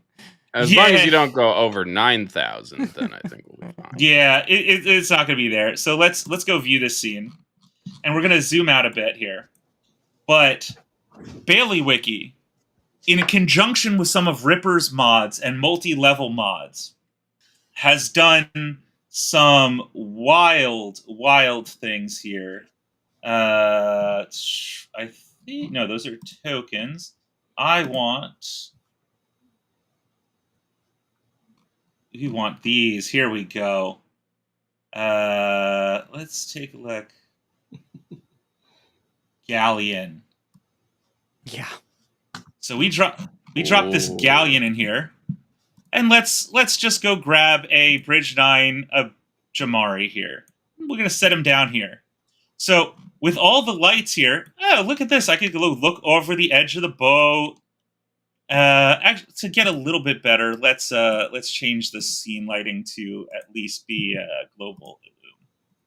All right, so he can look over the bridge, but you'll see that on the GM view, there's these little notes here that are made invisible. Well, that's to tell me that going over this sets scale, and I've already been raised up my token 10 feet, and now I can go onto the bow of this ship. And then there's, well, I should be able to climb to a crow's nest, shouldn't I? And you can go like this, and now I'm up 30 feet in the air on the crow's nest. And I can come back down and go back down to the main deck. And you just keep wandering around, do this. Oh, look, there's a door here. How about we look inside and go underneath? Nice. I'm just looking at Tyler's face. And Tyler, you can do this. Like, you started playing with this. I know, but it's so hard. It takes me so much time. So I know what went into this. And again, this is... But then look at this. You just keep going down. That's actually a viewport to the next level down. The third level down. Right here. Yes. Yeah. And then you could keep going even farther down, because why not? The only, you know what? I gotta take these off because it's the grid is messing with me a little bit here. Save changes. We just dragged Jamari in here, and there's an empty galley that we could run through. And look we're negative 30 feet under the surface of this map, essentially. Hop back up here, pop through individuals here. All of this. Adenalcium says Don Shard one shot incoming? ? Exactly. So like you can imagine now this would take you a lot of time. I just want to be very clear. If you were trying to build this, it would take you a lot of time. Hours. Bailey Wiki, that's where you got this asset, right, from? Yep. This is Bailey Wiki. So this is paid content through a Patreon. Right. This is not free. However, it's not easy, but it's doable, and it's doable for you can have an entire, not just like you could do a one shot, exactly as Don Chard was asking, or excuse me, that's Audrey was asking, is just like a whole story could take place on this galley. You could meet new people as you are kind of exploring. If you want to run just flashbacks to the old days, this is a perfect setup for a St. Anne Pokemon series. You can just have it all on your own. And it's incredible the complexity that is available if you get good at these types of systems. Well, and again, just to even show off more of that, we can even just say, let's go dungeon here. Let's look at... Are there like full dungeons that are this one asset that you're just dragging and dropping, and then it like has multiple layers? What full dungeon? What? He's gonna piece together these like bit by bit. So they're like module dungeons basically that you can build on the fly. And theoretically, you know, obviously to build the assets in the first place is going to take a lot of time. But if you were to own this would, take you 30, 60 minutes, and then you could have a whole night with your friends ready to go. And it's all custom. It's yours. It doesn't exist anywhere else. Yep. And here's the thing. Each of these you can actually go into, and they're all prefabbed with walls and stuff. Now, when you're overlapping them like this, you will probably want to adjust, say, get rid of this particular wall so that there's only one wall. And you could even go in here and say, oh, this is a door. And you know what? It's closed, and it's going to make a sound when it opens of this metal, which you guys can't hear right now, but like you could have this set up so that it sounds like a metal door opening. Nice. And just keep walking through all these. I think I can drop Jamari. So you could like set it up so like there's a door that you can kick down, and then there would be like a crashing noise. Yeah, if you have a sound of a noise, yeah, absolutely. Why not? And you could just wander through these areas and everything, and they're all pre-set up for you. Again, Bailey Wiki, an amazing guy, but the tools that he gives too, I love to death this one thing called the brushes. And I was showing this off to CJ off stream because I have gone in and used this, what is called Mass Edit, Bailey Wiki's Mass Edit. That is free. Anyone can get Bailey Wiki's Mass Edit. You do not have to subscribe to the Patreon to get this. You just won't have all these assets in here. But it can index all of your art. That includes everything that came with Brotherwise. So, Spren? Oop, I closed it. My bad. Spren. And suddenly we have all of the Spren tokens, but more importantly, quick access to Glory Spren. But we could just drop them on there. Oh, but that's a huge tile. We don't like that necessarily. My lights are going out. Hold on just a second. It's the evening mood lighting. It's great. Yeah. Evening mood lighting, yes. CJ's very much aware of that. It comes on just at the right times. It really is a paid actor. By right-clicking and selecting brush, I can actually get a brush tool that I can then hold down Alt, and I could rotate, and I can set. There are settings that I will drag here just to temporarily so you can see them. That's perfect. Thank you. You could set rotation ranges so that each individual one will slightly rotate every time you place one. You could change the scale. So you could do this with trees. You could do this with any art asset you have, whether it's something you made yourself, you got from a Patreon, you did somewhere else. But what I like to do here is a mix of this. So let's give our budding friend over here a cryptic, right? We need a cryptic, right? There's got to be some good cryptic art in here. Chris, do you know the Easter egg that is the honor spren that you just scrolled past? Which one? The honor spren right there. This one? What about it? Pull him out and zoom him in real quick. The close up or the full body? I'll do close up. That'll be easiest. All right. Have you met Johnny's brother Chris before? Because now you have. God, you're right. That's hilarious. Oh my God. One of the brothers of Brotherwise right there. Absolutely. Well, you know what? Then he absolutely needs to be journeying with. So, but in order to say that it's not a token that's falling on, we'll use one without a frame. And we will take that brush tool. We will shrink our little spren. Actually, let's do it in the full body here. Brush. Let's do the full body here. We'll shrink him down so that he's just hanging out. He's a little guy. And then we'll use another free module, one that I recommend called Token Attacher. And I think you're already seeing where this is going. We click on Jomari over here, and we open up Token Attacher. We switch to the layer that this little spren boy is on. We attach, and we go back to Jomari. And he's going to follow Jamari, hanging around with him the whole time. Wow. And you can do that with anything. You could have a little asset of a cat, or you could have a special effect if you wanted to.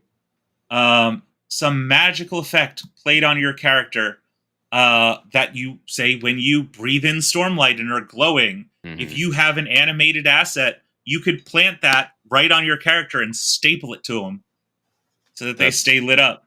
That is sweet. We've got at least an axe hound that we need to do this with. Yes, an axe hound would be helpful. And a the bird. module that helps do the effects, is that Token FX?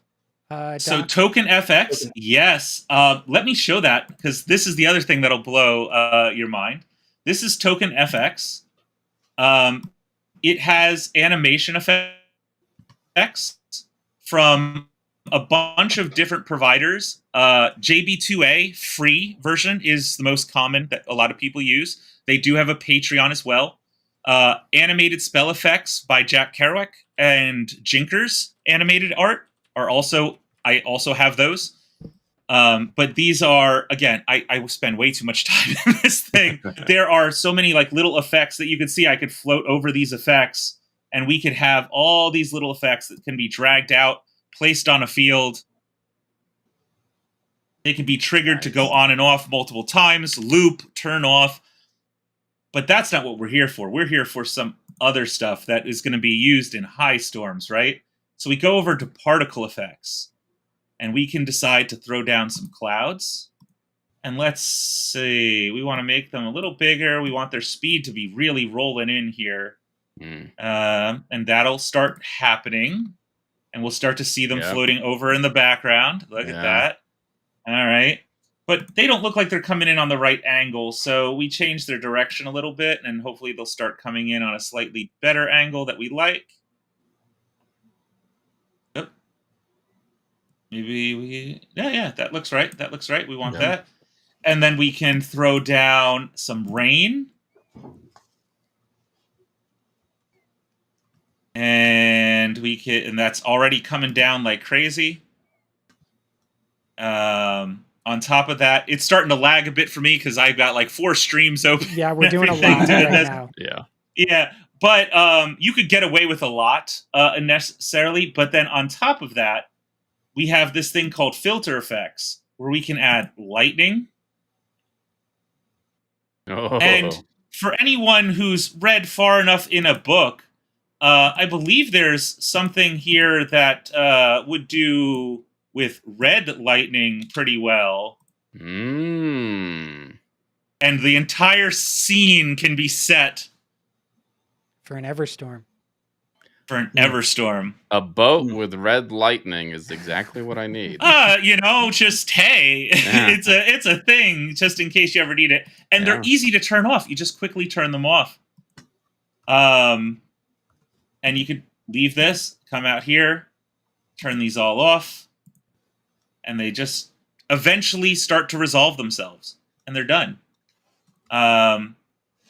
Cool features that you can do, though, too, is you can actually, I believe it's the drawing tools here. We could have a circle here, and in here, with this little icon here, if we were to, let's say, put on some of those weather effects again, right, effect controls, particle effects, and let's send the rain down again, you will notice Jamari can come and stay nice and dry in this little white spot here, which means if you want to have a scene with houses and you don't want the rain spattering inside the house, you could just set up a boundary box and turn on that little feature, and it'll be spattering outside. So you could open a door or a window, look out into the pouring rain on your map while being nice and cozy inside. That's cool. Or you could be like on a beach and it's like only raining where you are, and it like follows you. And it follows you? I'm not kidding. Now that you said that, can you attach weather to a token? Token attacher. Let the man cook. Let him cook. we're gonna invert the particle effect so that it's only going inside the circle. We're gonna select Jamari. We're gonna pick him. We're going to go and do token attacher. Change to the art level. We're gonna select the art. Hopefully, I have to do the select tool. That would help. We'll attach, and then we'll go back to token, and we will watch as Jamari moves and the rain. Oh, Jamari, our little rain cloud. So the answer is yes. Yes, you can. Oh, and we'll just delete all of that. Which if you have anything attached, it will delete everything that's attached at the same time. We'll end all the effects right now, so that we're not going crazy here. That was particle effects plus token attacher plus bailiwick's mass edit. FX master. Okay. Bailiwicky mass edit and token attacher. All free versions exist anyway. You could get all free versions exist because those are essentially tools that can be added onto with their respective owners' Patreons.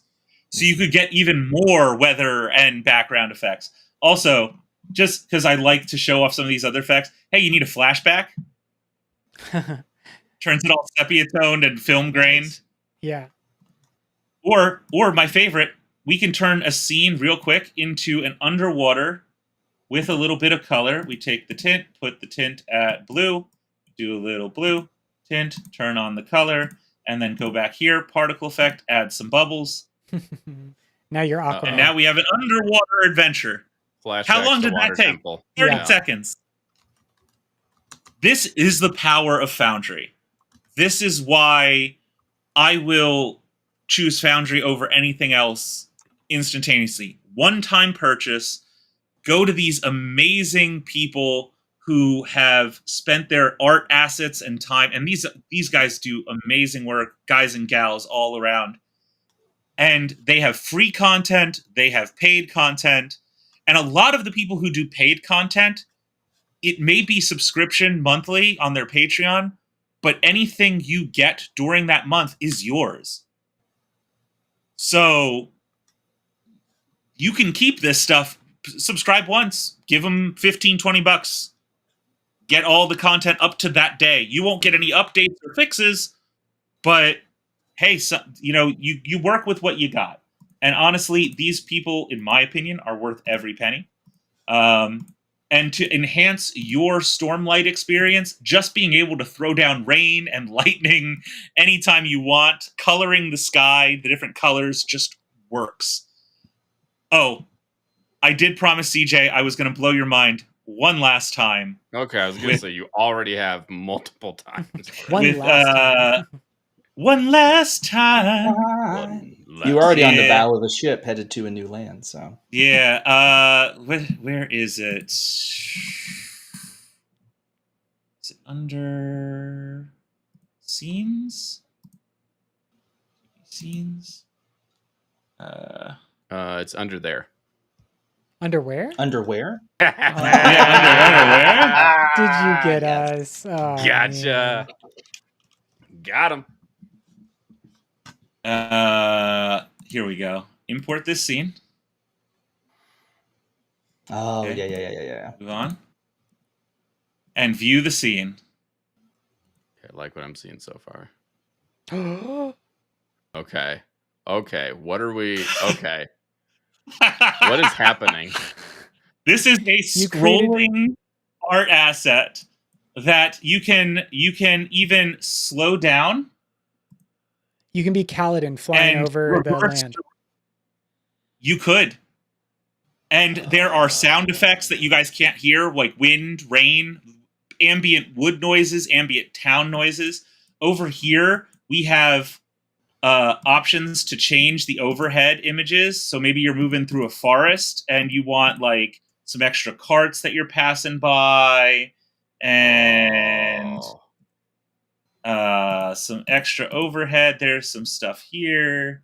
I mean, by the time we get to overhead. Wind and Truth, there are legitimate battles that are happening in the sky between the Fused and the Windrunners. And now your players can be on this and just like having now you have to find the right art asset that will do the floor for you. Mm-hmm. But essentially, it's just generating the floor tiles. I mean, and cycling them. You don't need to find it. You can also make it. Like, this is not that difficult to make. Well, it's definitely harder to do with because it's coding related to the cycling. And that's what all these buttons are nuts for. Yeah. But it's not like you couldn't make this with enough effort. It's absolutely doable. But again, here, because I'm wondering, now that you've said that, plane? Actually, let's see. A plane? Is Superman going to come No, scrolling. Here we go. So we have scrolling forest, scrolling desert, scrolling city and town, scrolling ethereal, scrolling city highway, scrolling cave mine. And just for you, because we can end on the greatest clip that we've ever had from you, Scott.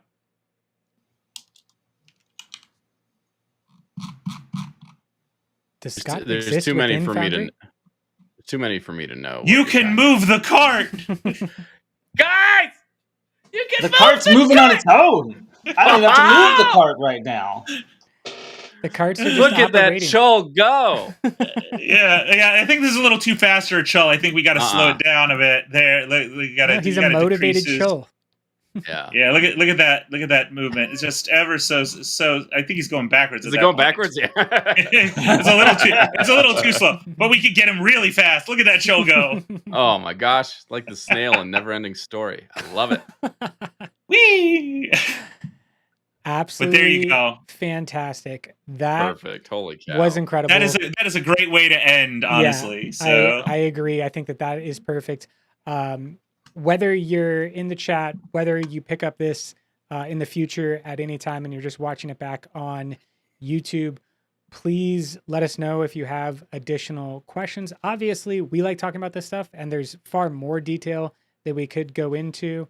And, we hope that we got to as many of the questions from Reddit, as well as people that were just curious about Foundry from a base level, but also showing the complexity that Doc talked about as like why it's so valuable. Any closing thoughts that you had, CJ? The way that I got started really understanding Foundry was I just went to Metalworks and poked at Doc and was like, hey, will you like hop on here real quick and show me some stuff? And he did. And like, we will do that. I will do that. I love doing this stuff. And I think that this is one of those just infinitely customizable, infinitely figuring out what you want to do with the system. That's fantastic. And, if you have something specific that comes up, I'm on Reddit a ton, but also we have Shard of Opportunity Facebook. We'll have Shard of Opportunity community server for Discord here pretty soon, as a way to just get in touch with us, and any follow-up questions we're happy to answer. Awesome. Thank you very much, CJ. Scott, any closing words? Yes, no. Perfect. No, yes. No, yeah, I agree. No, Scavian just posted in chat. Like, I think we should post a list of like all the modules we've talked about today. Maybe we can. Put that absolutely. We need to update this when we edit it and go watch it and stuff. We may want to come back to it and just And Doc, you said you guys were working on a compatibility list as well. Yeah, well, it's really just a section that's like, hey, here's some recommended modules that everyone has been using. There's stuff that I've found, like our community member who's making the Argon Combat. Oh, I didn't show the Argon Combat HUD. Let's just sneak that in here. Here's a Bina. We can turn on Argon Combat HUD. That's what that looks like. Incredible. I don't know if I think it gets a little cut off, sadly. No, you're on good. The stream. The far left is cut off, but other than that, you can see a lot of it. Yeah, you can short rest, long rest, all your stats, all your actions on your sheet, your basic actions that a lot of people forget about, like brace and grapple. Super cool. Targeting shot, all here. And the person who's working on this is actively improving it more and more. Cool feature is when you're in combat. If I could get it to show up, I think do I have to wait for it to begin combat? There it is, right here. It actually measures the movement. It's a little wonky on a non-gridded surface, but on a gridded surface, yeah, it works really well. Yeah. Part of that list will also be with that combat HUD made me think of it, where it popped up with all those little symbols. One of the ones I found does add a reaction symbol to that, so you can click on it to show whether you've used your reaction or not. We'll include that in the list of modules. Yeah, absolutely. Because even I didn't know that one was a thing. That's a nice one. Yeah. So at the most simple level, we could put together an Excel sheet or something pretty quick that just has like, here's all of the modules that we are using. And then maybe we'll like take a quick ranking of Scott's using this, CJ's using this, Doc uses this, Tyler uses this. And then you can kind of see like, okay, if all 4 of them are using it, it's probably a module worth having. And then if I want to start exploring more esoteric things or things for like map making, they're not going to be essential, but they will at least be on that major list. Yeah. Absolutely. Excellent. Well, I appreciate Scott, CJ, and Doc all being on here. Big shout out, of course, to the team at Metalworks who put together Foundry, Brotherwise, obviously, and Dragonsteel for creating all of this fun stuff to play around with. Please check out the Shard of Opportunity. Make sure to watch CJ and the Loose Canons, as well as Scott and myself over on the Canonwalkers. This has been an incredible experience. So much to learn, so much fun stuff. And thank you all. What do we want to do? We can kick it over. Don't forget to check out the Discord for the Metalworks. That's how you can reach the guys and the team that is making the actual Foundry modules for Cosmere. Perfect. So if you find any bugs, or if you just want to give suggestions, or even if you want to assist on the system, we have people who have come up with little bug fixes here and there or unique twists, and we give credit where credit is due. So. And I think we're just going to try to be all in sync as we end this. Let's do the first ideal one aspect. Don't clap. I see you there, Scott. First ideal, though, that's what we're going to do. One sentence for each of you. It's going to go CJ, then Doc, and then Scott. Let's see if you can remember it. CJ, take us away. Life before death. Strength before weakness. Journey before destination. Thanks, everyone. Have a good